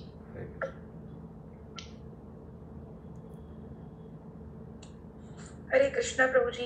हरे कृष्णा प्रभु जी, जो सत्यनारायण कथा सब लोग करते हैं, उसमें जब यज्ञ करते हैं तो उसमें हरे कृष्ण महामंत्र बोल करके आहुति जो देते हैं, और सत्यनारायण कथा वो फिर मतलब प्रमोट करना चाहिए कि नहीं करना चाहिए? कंप्लीट बोगस, ओके, कंप्लीट बकवास है वो, कहीं भी शास्त्रों में नहीं लिखा है उसके बारे में। उससे अच्छा मंगल आरती कीजिए और सब भक्तों को कीर्तन के लिए घर पे बुलाइए, प्रसाद खिलाइए, प्रवचन कीजिए, हरिनाम कीजिए। ये सब क्या यज्ञ वगैरह करना है? ये सब मैं बहुत ज़्यादा पहली बार सुन रहा हूँ, इतना यज्ञ वगैरह करते हैं आप लोग। इतना नहीं, जरूरत नहीं, बंद कर दीजिए ये सब, नॉट गुड, जरूरत नहीं है। इसकी सत्यनारायण भगवान की कथा के लिए एक बार इस्कॉन डिवोटी यहाँ पे बताया था कि वो उसमें जो कथा का जो बोलते हैं उसमें भगवान की लीलाओं का, भगवान के गुणों का वर्णन नहीं है, उसमें सिर्फ और सिर्फ मटेरियल बेनिफिट्स का डिस्क्रिप्शन है, तो वो नहीं करना चाहिए। नहीं करना। पंडित उसमें मतलब वो मना कर रहा था उन्होंने इस्कॉन की डिवोटी यहाँ पे। हाँ, नहीं लिखा है शास्त्र में कोई कहीं भी इसके बारे में, सब बकवास है। कृष्णा जी। हरे कृष्ण। लेकिन सत्यनारायण भगवान की कथा करने के लिए पंडित लोग इतने चलाक हैं, उसमें क्या करते हैं, शालिग्राम की पूजा कर देते हैं। शालिग्राम का पूजा करते हैं, then offer all the prasad to Shaligram, फिर उसको डिस्ट्रीब्यूट करते हैं। उस केस में भक्तों को खाना चाहिए कि नहीं? क्योंकि शालिग्राम भगवान को ऑफर करके फिर प्रसाद बांटा जाता है। मतलब भगवान सत्यनारायण कथा करवाना ही नहीं है हमको। हाँ, किसी ने बुला लिया आपको और जाना पड़ा आपको, शालिग्राम को ऑफर किया हुआ है, प्रसाद ग्रहण कर सकते हैं। लेकिन अगर जिसने बुलाया उसके साथ बातचीत करने का मौका मिला आपको और ऐसा रिश्ता है तो उनको बताना चाहिए कि इसके बदले आप घर पे हरिनाम कराओ, हरे कृष्णा महामंत्र कराओ, प्रवचन कराओ, किसी ब्रह्मचारी साधु को बुलाओ और गीता पे क्लास कराओ, तो आपको ज़्यादा फायदा होगा। उनको बोलना चाहिए कि सत्यनारायण कथा कहीं भी लिखा नहीं है भगवद गीता में या भागवतम में, तो इसका कराओ आप। ये तो पंडित तो पैसा कमाने के लिए सब कर रहे हैं। उनको बोलो दक्षिणा नहीं मिलेगा, देखो कितने पंडित आने को तैयार होते हैं।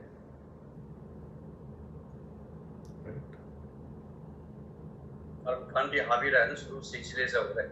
हाँ, कर्मकांडी चीज हावी रहा है हमेशा भारत में। सब पैसा कमाने, रीजन इज दिस ना, सब बकवास। कर्मकांडी चीज हावी रहा है। Yes Prabhu, thank you Prabhu ji. Next. अच्छा, 9 बज रहा है तो वी विल एंड हियर। हम लोग आज क्या है, बुधवार क्या? ठीक है, तो हम लोग मिलेंगे शुक्रवार को 7 बजे। आगे 6वें श्लोक से चालू करेंगे, आप लोग पढ़ लेंगे तो अच्छा है। ओके, हरे कृष्ण प्रभु जी। हरे कृष्णा प्रभु जी। प्रभु जी, हाँ प्रभु जी मैं बोलिए बोलिए माता जी। प्रभु जी प्लीज, मैं भेज चुकी हूँ, धाम सेवक प्रभु जी को भी भेजा है मेरा डाउट। वो मेरा 13 चैप्टर से है, सभी ने समझाया पर अभी मेरे दिमाग में नहीं घुस रहा है वो ना। क्या है? 13 चैप्टर के 3rd श्लोक का प्रभुपाद के तात्पर्य का है। बोलिए। उसमें प्रभुपाद जी ने उपमा दी है चित्रकार, चित्र और तुलिका। वापिस चित्रकार, चित्र और तुलिका। हाँ, पेंटर, पिक्चर और ईगल। तो क्या है वो? उस उपमा को समझना है कि पेंटर क्या है, पिक्चर क्या है और ये क्या है। प्रकृति, ईश्वर और पुरुष, तो इन तीनों में से किसको रिप्रेजेंट करते हैं? तो पेंटर ईश्वर है। ओके। और पेंटिंग प्रकृति है, और जो ब्रश है वो भी प्रकृति है।